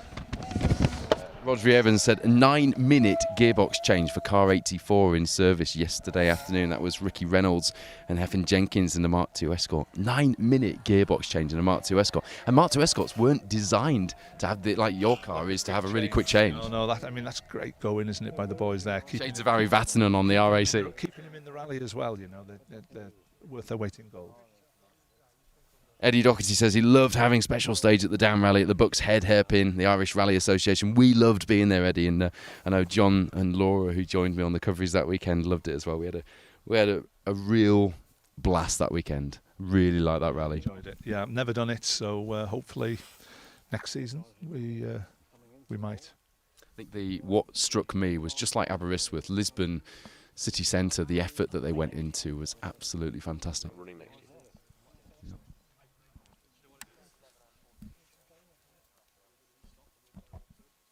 Suddenly went very, very quiet there, didn't it? Literally everyone went quiet. Yeah, that was a bush, was it? I thought it was a tumbleweed. Yes, Oh, the whole landscape just went absolutely deathly silent there. Everyone was tuning in. Richard Wise has said he hopes we don't keep you that busy on the RAC, Rodri Evans, so clearly there's a bit of service crew banter going on there. Indeed. Michael Staunton, hello to you. Anthony Tanzers, loving the coverage, watching from central Queensland in Australia. I tell you what, we've got quite a few Australian viewers. I can't believe, where the people are watching from. Australia, South Africa. It's incredible. Phil's pointing off into the distance and filming something. Oh, it's someone green laning, Phil. We're watching much more exciting things than that. Normally, when Phil Bramwell points to something, it's like a bird of prey or something, and it's worth watching. But somebody in a Exciting bird of prey. somebody in a Land Rover going up and down a hill. He's doing it. I suppose there isn't much else going on right this moment. We haven't got a tracker in front of us, so we can't see exactly why there is a big gap. But there was a stoppage, wasn't there, in the stage before ours? Yeah, stage 10 got cancelled after car 56. It can't be after car 56 because we've had that through a while ago. So it was cancelled anyway. So that's why we've probably got a big gap, because they've gone onto the reserve road book to route them back a different way. So we might have a little bit of a gap now before they start coming through again. Yeah, but that's fine. We'll try and get a bit of an idea of how big that gap is, and you can either stay with us and we'll entertain you with Land Rovers green laning on the hills in the distance, or birds of prey if we can find them. There you go, Phil. There's a challenge for you. And we'll try and get those cars back through as soon as possible. We'll try and get you some information on what's happening there. Elliot Payne is watching with us now, talking of young talents as we have done this weekend. And normally, actually, obviously he's not in this, so we haven't mentioned it, but normally he gets a mention on our coverage because he's just taken the BTRDA by storm, hasn't he? He has, and it just makes me feel so old. I competed against his dad, Charlie. Still competes against his dad. I'm closer to Charlie's age than I am Elliot, but no, he's he's come into rallying, and he's quick on tyre as well. To give him credit, and certainly on gravel. He's one of the main men now. And that Mango Go livery, we love our liveries as presenters in rallying, and you get the iconic ones that you remember, and Steve Perez has usually been at the helm of most of them, and indeed is at the helm of this one as well. Well, he's got, has he got Tom Woody? Is it Tom Woody in with him? Tom Superstar Woody Woodburn. They're stood there with those two bright yellow suits on. You've got to be young and carefree to wear a suit like that, I think. It's the mangoes on the thighs that got me on Tom's picture. Yeah, he's always got his guns out, hasn't he? I'm jealous as well. No, he's sending pictures on. He's got pictures on Facebook on holiday now, isn't he? And no, it's good to see the young lads. Took a turn, didn't it? I know. It's good to see the young lads doing well. And Tom Woodburn will be preening himself in the mirror with listening to that. Has he got a little comb in the car just to make sure his hair's right for when you come along and interview him? I don't know. I'm only joking, Tom. But he can take it. Trust me, he can take it. No, so it's good. It's good to see these guys out. And as I say, Elliot's done exceptionally well. Has he won? Did he win the BTRDA last year? Did he? Absolutely, yeah, youngest ever winner of the BTRDA. So there you go. So he's he's a man on the move, and he's doing really well. And so quiet and measured with it. Never seems to get excited outside the car, and just takes it in his stride. There was one event. I think it was what event was it? I think it might have been the Plains, but we were at the regroup, and he was no, it wasn't the Plains, but anyway, it doesn't really matter what it was, does it? But he was leant up against a wall, and the cars were all there, people were all hovering around, a lot of spectators, and round the corner, just out of the way, just in the shade, he's just leant up against the wall, having a drink of water, just staring into the distance, just chilled. Yeah. Well, he's leading a rally with some of the names there. Yeah, indeed, he's just a cool character, and that's probably a good persona to have in rallying, if you can keep calm and keep cool, and especially when the pressure's on. Then Charlie was the same. I remember when he won the BTRDA, because he won like you in the BTRDA with Carl Williamson. He did, yeah. Charlie was a pretty cool character, and it's probably a good trait to have, really. Michael Staunton says, hello from County Mayo. Does Hugh remember the Mayo Stages rally years ago? I do. I did that in 2014. In the Focus? No, I did it in an S11 Subaru, and we retired. I think an oil light came on, and we retired on third or fourth stage, I think. So that was a bit disappointing, because I think we were second at the time. Was it an errant oil light, or did it mean something sinister? It turned out it was something or nothing. It was what do you call it? there was something just faulty, but it just gave a false reading really. There was nothing actually wrong. So, but you have to stop. Oil light comes on. Can't like that particularly. You have to stop, so we just stopped straight away. But it was disappointing. But that was the year that Andy and I did the whole season in Ireland. We did the Dunlop National that year, and we had an amazing year. And it's just a fantastic place to go rallying. There you go, Michael. He does remember it indeed. James Grattan-Smith tuned in, one of our regular co-drivers in the BTRDA. Good to have you with us, mate. And Troy Hood is watching from Duns. It's great coverage, and he's coming next year. He's going to be here next year. We've had a few people say that when I've been surprised by how good these lanes are, but I said earlier that I was surprised by the down rally as well. And I love it when I go somewhere new. And it's just a fantastic place to be, and I think a few people have said on the stream this weekend that having watched the coverage, they're going to be here next year, and that's what it's all about. Indeed, and that's the beauty of the coverage, isn't it? And the amount of, the stages that people get to see online. They can see what the rally's all about. How many people are here watching. It's phenomenal. They get a glimpse of what the roads are like, and hopefully it'll encourage more people here next year. Yeah, absolutely. 25,000 the expected attendance this weekend, and the qualifying estimated impact on the local economy was estimated to be in a region of £2 million.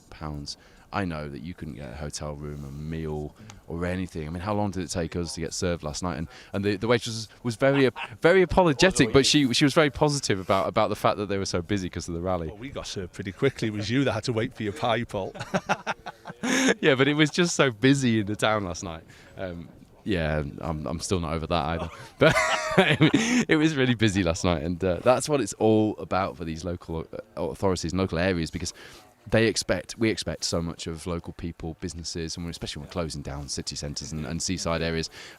And we expect a lot, so they need a lot in return, and they get it because they get millions of pounds of investment. They get a spotlight shone on their area, on their businesses, and we try as stakeholders of that to do as much as we can. But if you've been out on this rally this weekend, or indeed if you've been watching the coverage and you've been impressed with the stages, with the seaside Aberystwyth stage last night, or anything that's been done this weekend, talk about it on social media, share things.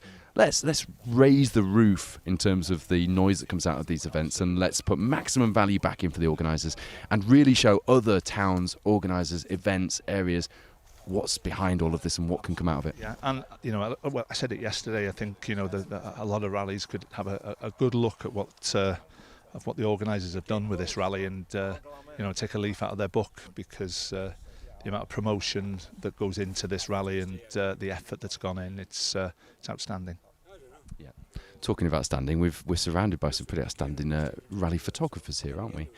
James Ward, who's done that from Chicane Media, he's responsible for the decor in our landing upstairs, which is a great picture he took of me in a Saxo at Manby many years ago.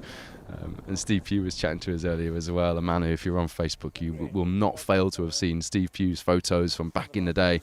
And I just wonder, Steve coming back out actually, it was going to be on the Woodpecker, but unfortunately is not now.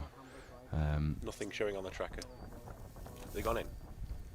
But it is really the great and the good. It's like an Avengers Assemble of rallying this event. Everyone that is in rallying that I think I've known ever in the sport is here. Yeah, you've seen, we've seen all sorts of guys, people that you maybe haven't seen for a long time, and like Howard Davis, and you've seen Gwyndav here wandering around.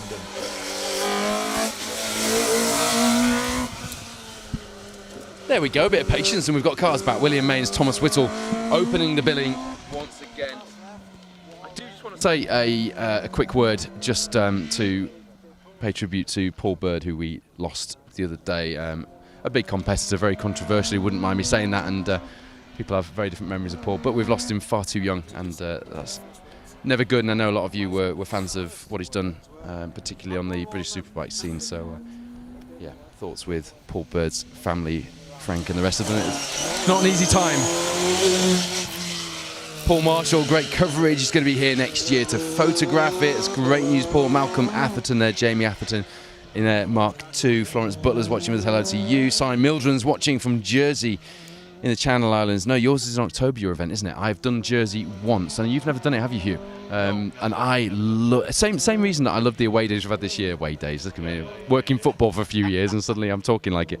I love the visit to, That's true. I love the Jersey Rally. I love the island. I love the people and the stages. A bit like this, actually, just cracking. And we got invited into a garden where they were playing croquet and having Pims to film one year behind a big wall. It was great fun. No, maybe that's a like a bucket list one maybe to go and do. But I think it clashes with Mull. So any times really I'm going, I'd probably end up going to Mull other than Jersey. But maybe one day. Bo Rollins is watching from Nottingham, enjoying the coverage. Richard Evans is thinking of our late friend who always rallied with a hairbrush in the door, Hugh. Oh, excuse me. Carl, yes.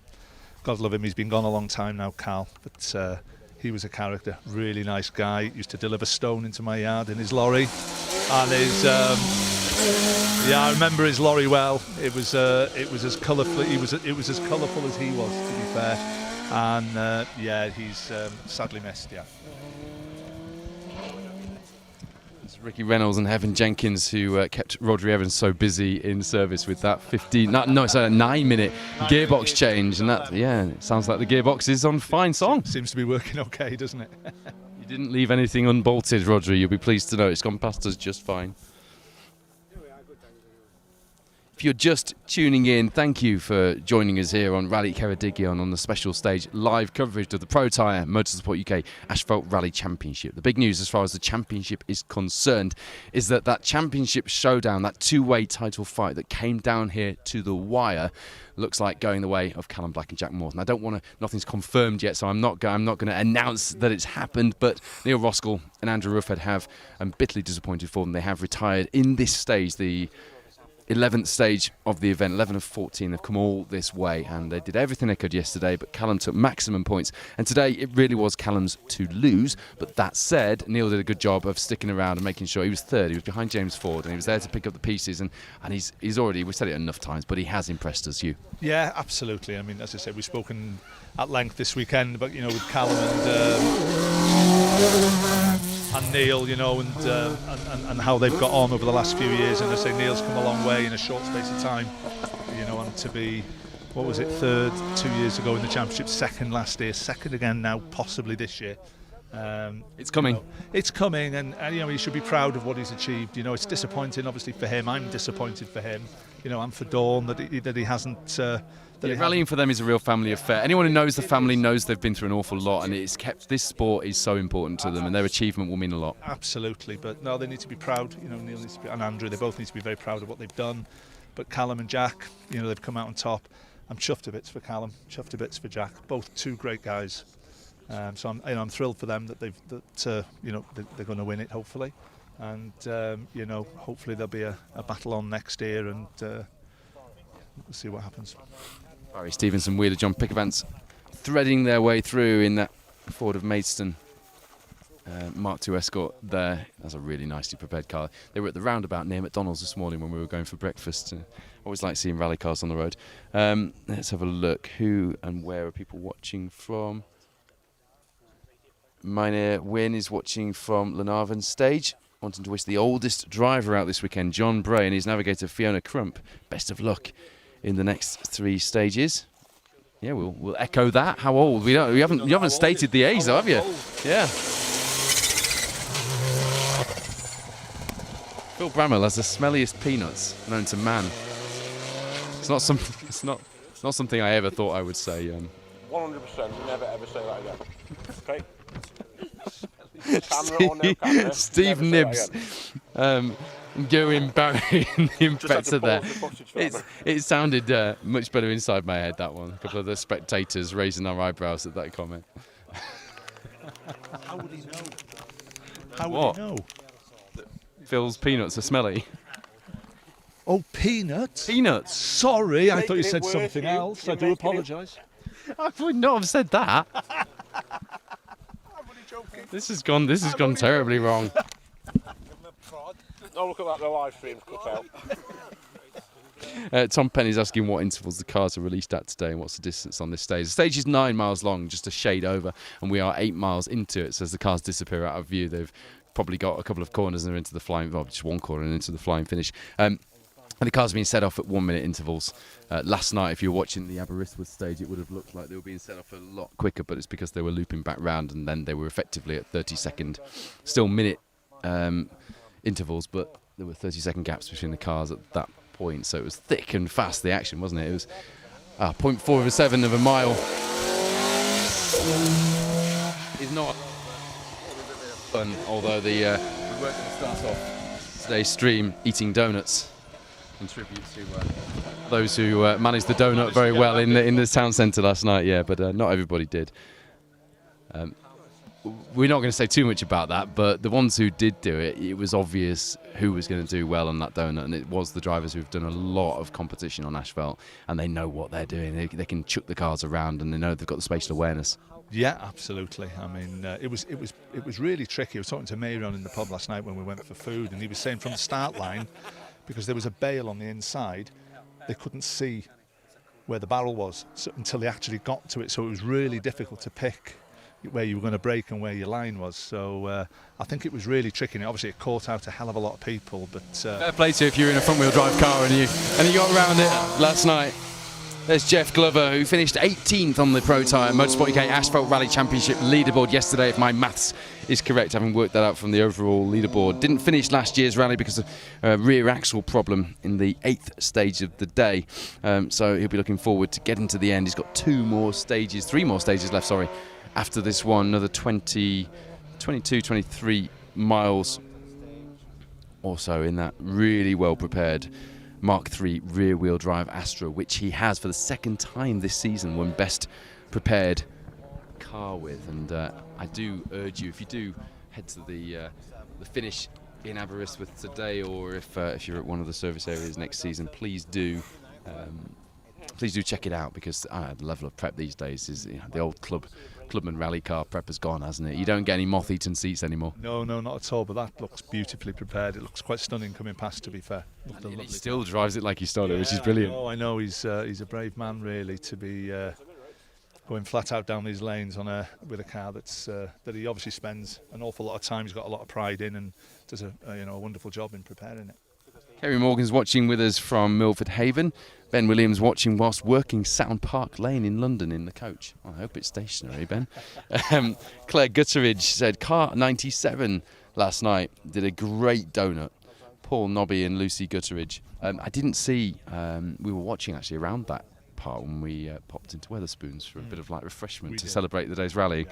So we were watching Mark and some of that coverage. I didn't see car 97, but I will watch back and have a look now. Neil Matthews watching with us. Good to see you. Al Wilshire is enjoying seeing the Gilban. There we go. Perfect timing.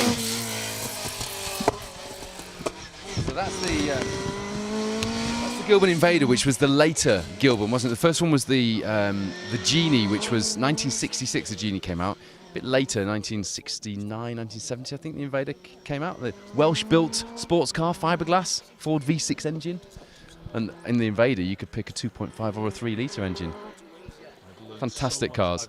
I've learned so much this weekend, Paul. And the Great British Car Journey's got an automatic one in the car collection as well, which was an unusual option on a sports car in those days, but it came with the later version of the Invader, which also had electric windows and walnut dash.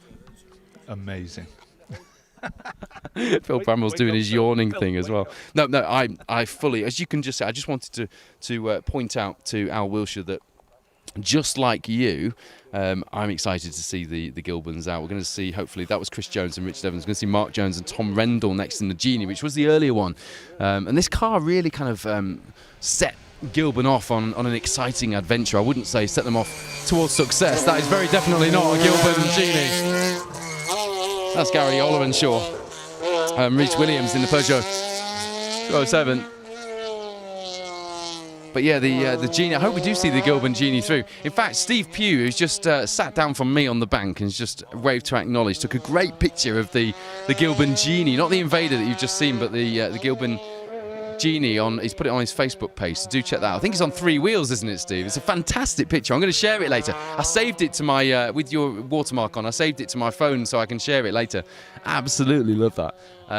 And we like seeing a bit of variety, don't we? Alex Waterman's bringing that Datsun Super SS 1600 Datsun Violet out on the RAC again this year, and we'll have a bit of variety out there as well. You'll be following the RAC, Hugh? I'll be doing my usual. I'll be watching all your snippets online. So yeah, looking forward to it. It'll be like this event. We've got a big media package. Matt Cotton, Bex, Hinton are going to be joining us again to put a big package together. So there'll be lots to watch. Ideal. No, I mean it's is it 5 days, the rally? It's an absolute marathon of an event. So yeah, it's tough on everybody. I would have thought, from drivers to co-drivers, service crew, media, marshal, safety crew. Fantastic adventure. It's a massive event, and again, maybe another bucket list for me to do at some point. Ian Jarvis and Paul Train in the Mitsubishi Evo 9. 5 days in the cold working with us. When I did that'd be good. A few Hunter on the RAC with us. When I did which year was the Mikko Hovinen? It was 2009, wasn't it? When I did the Cambrian with Tim Rogers, we were sponsored by Paul Train's company. It's Paul Train, not Dave Tortoiseshell. I got my tortoises mixed up. And Paul Train's company was a tortoise company by tortoises.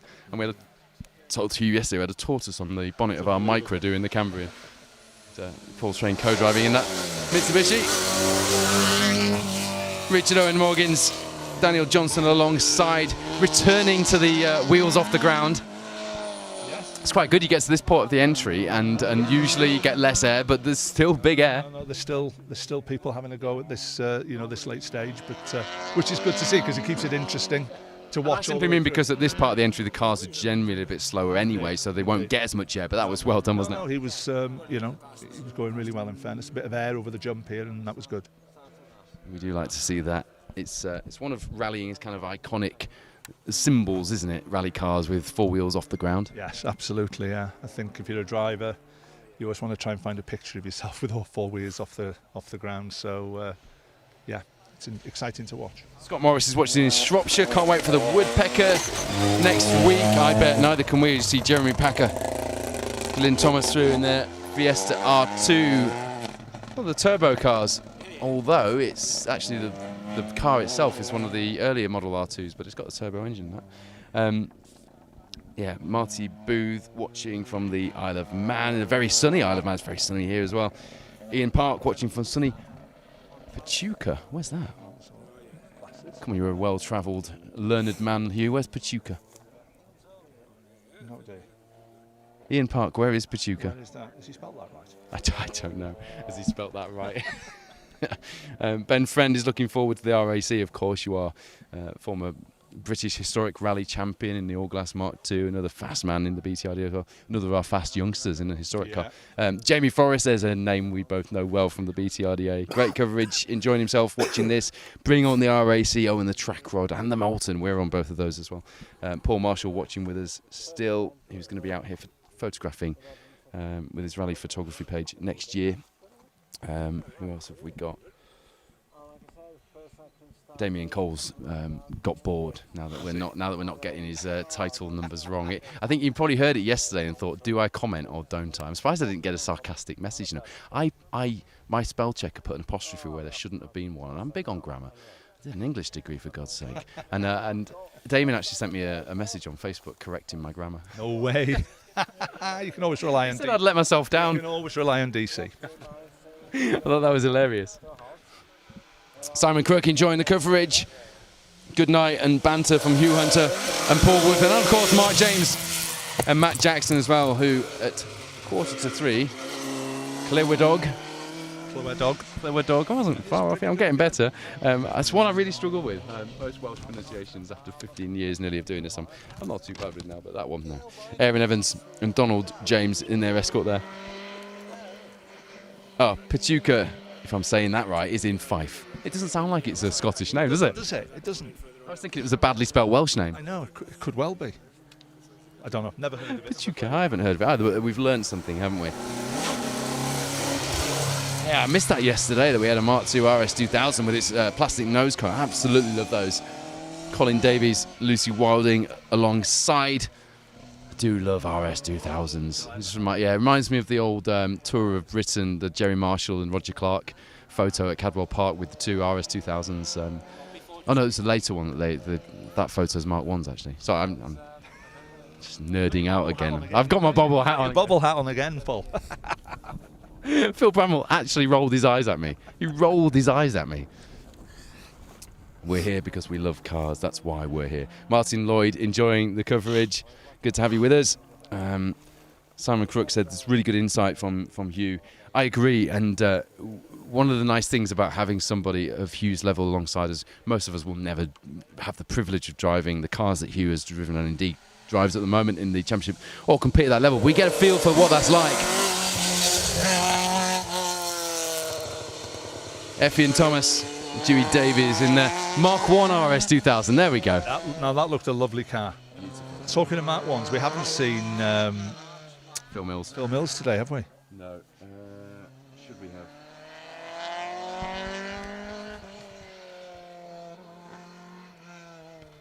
Well, I'm not sure we should have yet. Did he must have retired maybe yesterday? But he was enjoying himself in that Escort. Yeah, that was a lovely looking car as well. So it's a shame he hasn't made it to today. Brynmar Pierce is watching with us again. Bryn's. I'll see you tomorrow, Brynmar. You will see you tomorrow. What are you doing tomorrow? Anything rally related? He's measuring me for a suit. Hugh Geraint Jones and Sean Cunniff in the Escort. I was trying to think of a funny quip, a comeback there. I couldn't think of one. Not without being rude. Don't worry, I've got broad shoulders. Oh, well, just bear that in mind tomorrow, Bryn.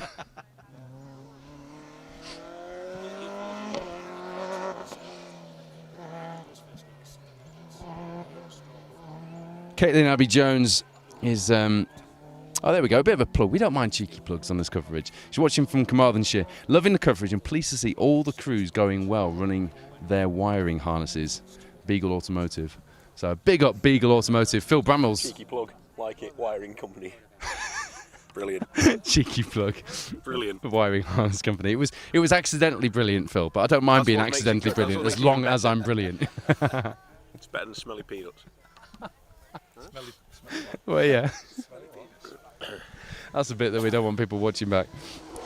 Yeah, feel free to, if you've got a rally-related company that has some relevance to today's proceedings, please do. And we'll be only too happy to do it for you. 21st overall on the Protyre Motorsport UK Asphalt Rally Championship leaderboard overnight after the penultimate round of the championship, was yesterday, was there. Nick Hurd with Ollie Matheson alongside. 6th place in the junior co-driver series. Oliver Matheson, first season of full co-driving. He's done a lot of road rallying with his dad Mark. He's done some auto testings from my neck of the woods. He gave me a calendar as a present. Actually came out with me and commentated on the Reed Group East Riding Stages, but last year's version before it was in the championship, and we both sat in a commentary box, and he was only young. I think he was only 15 at that point. And so knowledgeable. I mean, when I nerded out, he actually out-nerded me, Hugh. Well, maybe he's trying to take after you. He's aspiring to be the next Paul. Well, he's actually going to get a few. I think he'll get a few presenter gigs because he's really good. He's really good, and he gave me a little calendar that he put together with some of his photography. He's a photographer as well. He's like Phil Bramwell. He's a good all-rounder, is Ollie Matheson. But I hope those guys are having fun in that Ginetta G40, a former junior Ginetta racing car from the Toka series. Interesting to see Nick getting that car set up for these lanes, because it very definitely wasn't at the first round of the series. I said yesterday, bouncing its nose cone around, and there's Andrew Scott with Ian Robertson alongside. They were fighting for the B13 title with Atkinson and Brad Cole, but I think after this weekend's performance, I'm no mathematician, but I'm pretty sure, because it was already fairly positive, that Darren Atkinson will take that title, because he has been so quick in at Haldane Fisher Mark II, and despite having a new co-driver alongside for this weekend, and we mentioned that can sometimes mess things up a little bit with the rhythm. I mean, he'd been with Phil for a long, long time, hadn't he? And they were an established partnership, over the years. But which is these things, they come to an end. I mean, Phil's here and he's in the service crew. He's in the well, there we go. So no, it's good that he's Darren goes well all the time, and it's no surprise that he's battling at the sharp end. Yeah, Phil's running management for the team, I believe. I will never ever get tired of seeing Formula 2 and Super 1600 kit cars, and that Citroen Super 1600 Saxo of Owen Edwards and Daniel Thomas, just beautiful. Did he have a big moment last year, did he? I think that is Andrew Bush's old car, and in which case I think it might even be the ex-Chris Meek car, but I might be wrong. But I'm pretty sure if that's Andrew Bush's car, I've actually got Chris Meek's old race suit, because I bought it off Andrew Bush when I had a Citroen, and I still got that. Excellent. Have you got all your race suits from over the years? I suppose you wouldn't have had that many branded ones, would you? No, not at all. not at all. Got branded ones now? We'll have tomorrow. Well, see what Bryn Mawr does tomorrow. Are we going to get some mangoes embroidered on your thighs? No. No mangoes. No mangoes. Maybe some pictures of tarmac roads or something like that. Oh, that sounds like a very creative session for Bryn and his team. What's Bryn's company called? I've got. Bryn, comment what your company's called. It's like Mystery Box or something, isn't it? Come on, you know. No? I don't know. There we go. We were talking about Phil Mills, weren't we? 2003. So we've got a former British rally, or two former British rally champions, in fact, in the entry this weekend, and also a former World Rally champion. And there he is, Phil Mills, 2003 World Rally champion co-driver, alongside the brilliant Petter Solberg. And Phil's a good lad. His stories are just brilliant. You listen to him for hours. Yeah, well, I'm sure he's got a lot of stories to tell from his time in the World Championship, particularly obviously with Petter. He'll have some stories with Petter, I'm sure. But he's gone on now to build up, Viking Motorsport. He's got a fantastic business there. Windhoff's car was a Viking car, wasn't it? Yeah, absolutely. Builds. Mikko Hirvinen's got one. Yeah, has he? Right. Yeah. Well, obviously his name's synonymous, obviously with World Championship rallying, but also with building. High-class Mark II and Mark I escorts. Just down in Newtown, isn't it? Yeah, Newtown, so not so far away. Nice story here, actually. You're talking about James Ward, Chicane Media. Tom Henman, where is James? Is he within listening distance? He's disappeared, hasn't he? James Ward, Chicane Media. Tom Henman's commented on the live stream, sir. So it says, big shout out to James Ward, Chicane Media. Photographed our wedding and then drove straight to photograph this. And we can confirm he's made it. He's here and he's definitely photographing this. That's a great little story. I love that. There we go. There is the Gilbern Genie, 1966 Welsh-built sports car. It's fiberglass. It's got a Ford Essex V6 engine. It's got... I'm trying to remember what suspension they had on it, because suspension wasn't very good on the first ones, and they moved to Cortina suspension for the later ones. I think it was Anglia suspension, I think, on the back of those. Mind you, it won't necessarily be on a rally version, will it? I've never seen a rally Gilbern Genie or Gilbern Invader. He was pulling that face that my wife Vicky pulls when I've said a little bit too much about rally cars, and maybe I should change the subject. I'm really excited to see those Gilbert Invaders out. In fact, anyone who works with me at the Great British Car Journey knows that I can't walk past the Gilbert in the collection without stopping and having a look.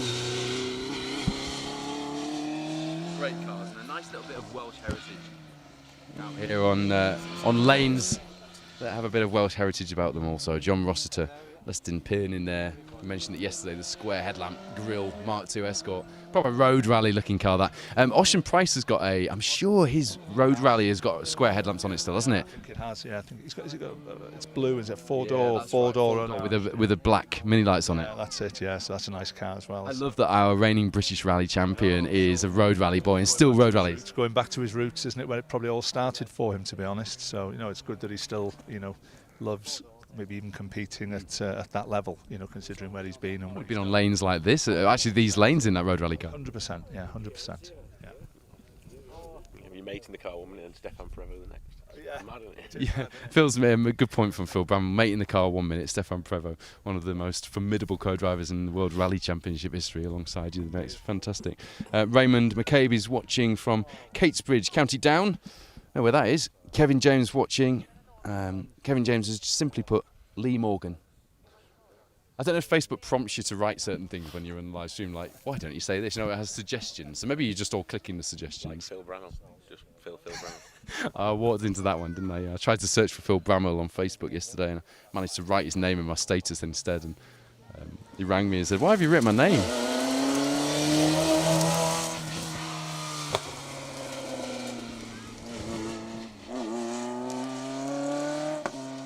John Bray with Fiona Crump alongside in that Lotus Elise. Yesterday's stage that we were in, that was quite a bumpy old stage for something like that. Today's would be lovely. Yeah, well, this stage, it'd be okay here. Love the roads through here at Nantum are just amazing. But yeah, that long one yesterday, certainly towards the end, on the fast bit at the end, the road was nice and wide, it was nice and fast, but it was pretty bumpy in places, so it would have been a little bit interesting in something like that.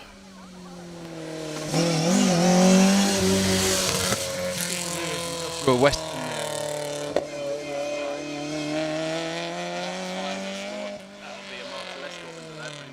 Probably will be. It's an unusual, unusual to see something like that coming through. So again, something different to watch. Bit of a nod to Gwyndaf's heritage there with the Mark 5 Escort as well.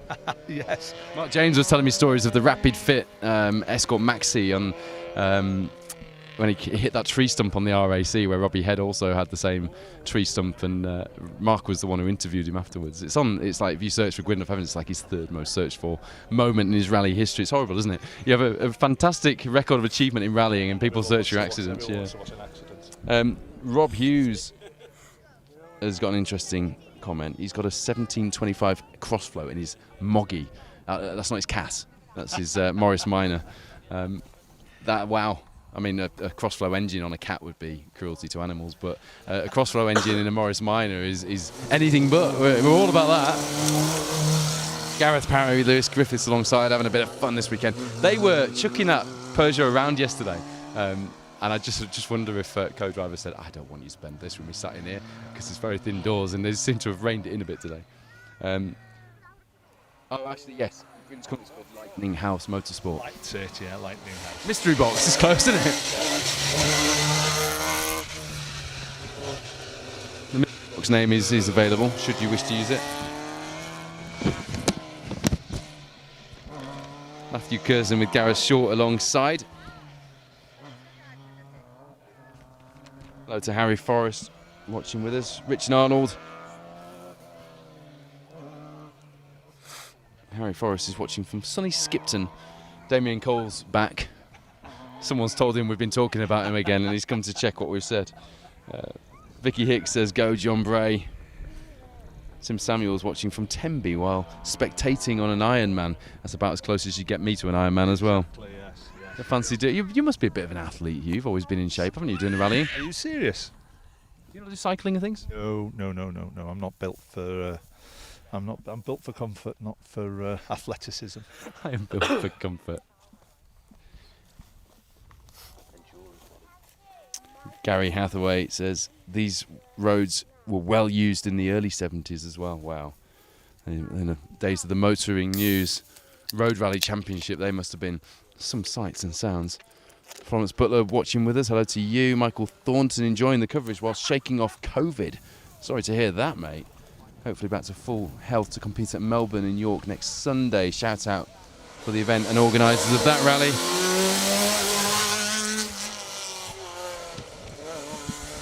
Is it Beverley in District in Melbourne? I can't remember who's running that one next weekend.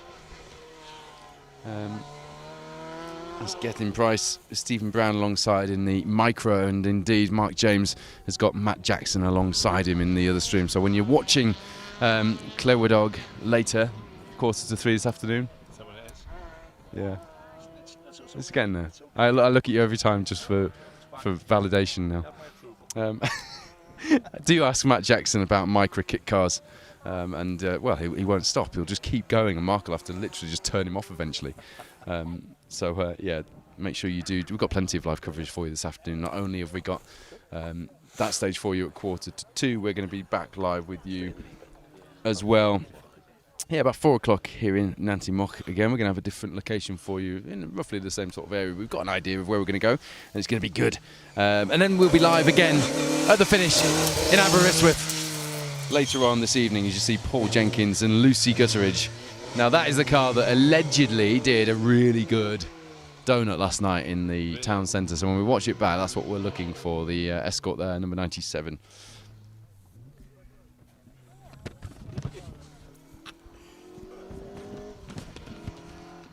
Don't forget, if you are out watching this rally or you've been enjoying the coverage this weekend, make loads of noise. Share it. Share the heck out of it. Share your photos, share the coverage, share the posts that you've seen from your favourite photographers or rally drivers or teams. And let's make as much noise as possible and really, really maximise and eke every little last bit of value out of this event for the organisers and the town and the various local residents and local authorities that have got so well behind it and turned it into a really cracking event in just 4 years' time. 3 really, if you discount the COVID year, as we must. 2019, 11,000 people turned out. 2023, we're looking at 25,000. It's incredible. Bob Morris, Dill John alongside. That's a beautiful looking Escort as well, isn't it? Yeah, look, really well prepared car. That absolutely beautiful. You were talking yesterday, Hugh, about, earlier today actually, since a long time ago now, about, when you finally hang up your gloves, you might get involved in a different way in rallying. Do you ever fancy doing your sort of historic rallying, something really nice? I've done. Can't count the Nissan Sunny in that. As we just see David Williams and Andrew Davies along through in their Chrysler Sunbeam. Yeah, I've done a few historic rounds in a Wales Motorsport car, so which I enjoyed. But going into sort of historic rallying is not taking it easier. The competition there is fierce. The pace. Did you scenic tours? I could go with Phil. Austin Healy 3. I'll go and Phil with his Saab 96. I promise Phil I won't throw up in his car like Mr. Marchbank did. Amateurs. His exhaust is a bit close to the floor, though. That might be the way forward. No, I think going forward. I mean, I've thoroughly enjoyed myself this weekend. So, if ever I do stop, something like this might be good, or maybe scrutineering or something. I'd like to still be actively involved. Maybe get involved a bit more with my motor club, and maybe do a bit more with that. But we'll see. We need a little bit more time from work and stuff like that. But you've got plenty of years inside the car in you yet, Hugh. We're not talking anytime soon, Beth. If you're watching, Beth will be enjoying that bit much more than the away day bit. You're asking us to help. Yeah, she's paying us off. bribing us in the background. Michelle Thomas says, loving the coverage. Also, a big shout out to the organisers. She's been working with them over the last 2 years to gain the FIA environmental accreditation. In fact, this is the only event, I believe, in the UK to have gained that environmental accreditation with the, I think it was 33 tonnes of offset carbon on last year's event, and they put a lot of effort into that. They gained 2 stars this year, so very well done to you, Michelle Thomas, and all of the organisers who had that vision. Claire Guthrie said it was stage 8, the donut on car 97, if you want to go straight to that and watch that. And, interestingly, Rob Wilson, who we see through.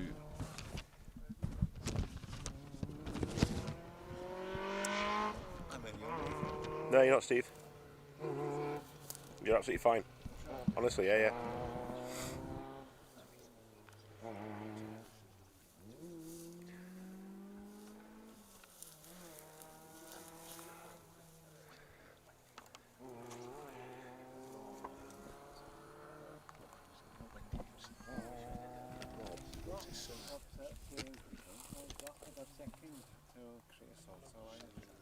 Just seen Rob Richards through there with Teresa Butler alongside in the 106 rally. Apparently, in the Ilan Valley yesterday, his steering wheel was coming off. No. That's a terrifying thought. No. I've heard of people driving road rallies with mole grips, but imagine your steering wheel coming off. That's not good, is it? There's not many good places that's happened, but that's certainly not a good place. There's not many good places that's happened, but it's certainly not a good place, no.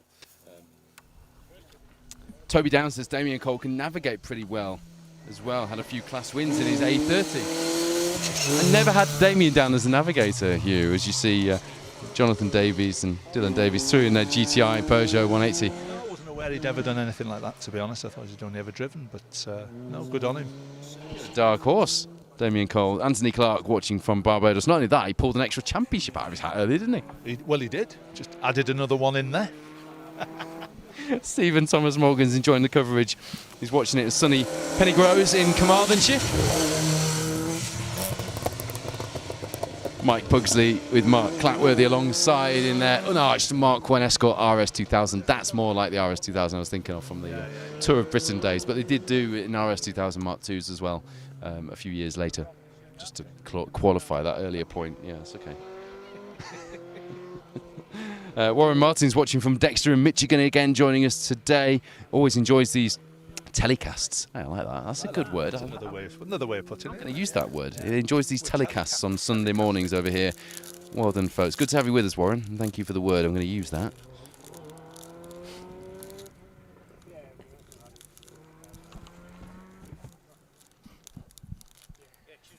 It's amazing, isn't it? We've done, what have we done? 120 by the end of this stage, 123, 22 miles of fierce rallying on pretty awesome lanes. Yeah. It's crazy. It's mad, but 123 fabulous miles at the end of the day, and Yeah, all these drivers, they've had a treat, a real treat. David Andrew Davis, Andrew Rees in the Impreza. I added today's mileage on, not took it away, so actually it's less than 123. Yeah, it's about 80, but it's still a lot. My maths went the wrong way there, Hugh. But it's been a long weekend. It feels like it's been longer than just 2 days. Yeah, well, we're talking with Marion last night, and they, even though they'd only done 55 competitive miles yesterday, both him and Jonathan both felt it'd been a really long day, so it was spread over, the whole day, and it's and with the heat as well, it's hot in the car, so and that 17-mile monster twice as well. And the 17-miler, that's you've got to be reasonably fit, So no, they've had they've been treated to some fantastic stages, haven't they? So, and they've got 3 more to go.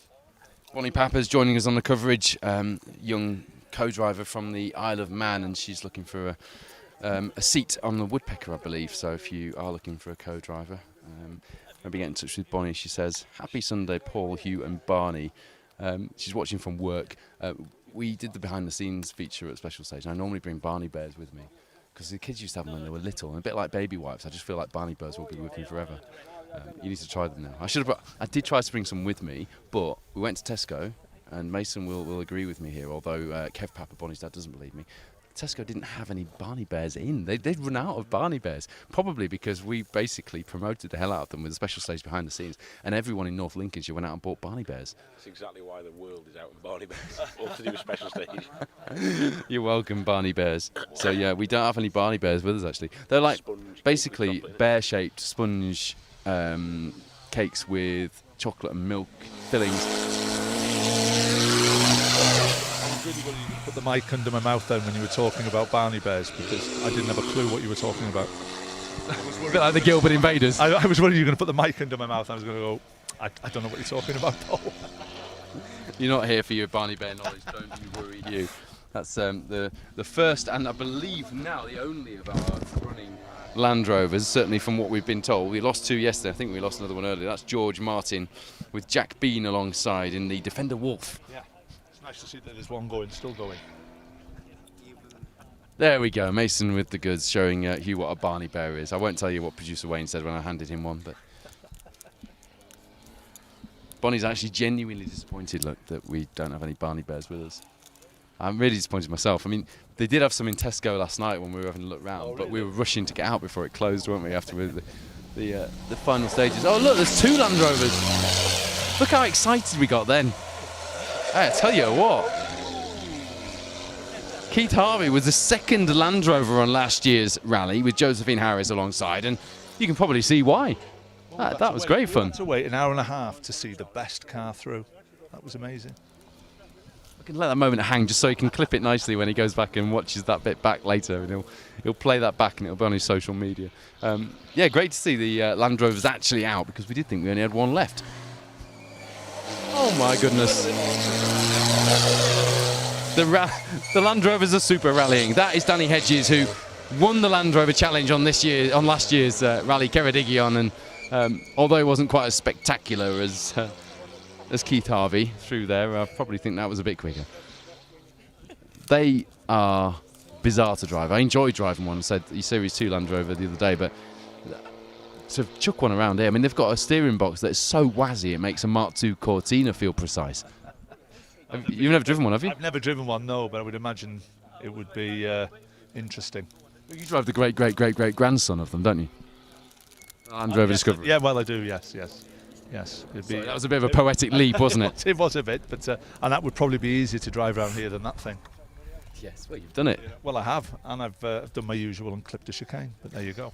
I think that's absolutely brilliant. So Hugh Hunter comes here. The chicanes are tight. Just ask John Stone. And Hugh Hunter clipped one driving through into the stage today in his Land Rover Discovery. Oh, Phil Bramwell did as well, but you normally drive into something. I just widened it slightly for Hugh. You widened it and he still managed to clip it, yeah. Give it 30 seconds, just in case there's one more. We hope you've been enjoying this live coverage this weekend across Rally Ceredigion. Plenty of reaction and stage end coverage as well on the the event page, and we've been bringing you action from all of the competitors on the rally, focusing on the narrative, of course, and that championship showdown in the Protyre Motorsport UK Asphalt Rally Championship. Callum Black, the big news, and Jack Morton will, at the end of today, I am pretty convinced, to be crowned 2023 Protyre Motorsport UK Asphalt Rally Champions, because Neil Roskell and Andrew Ruffhead are no longer in that fight, retiring before they got to us here in the 11th stage of the rally in Nantymoch. Benjamin Shackleton retired on last year's rally, and he's got a bit of bodywork flapping on the left-hand side.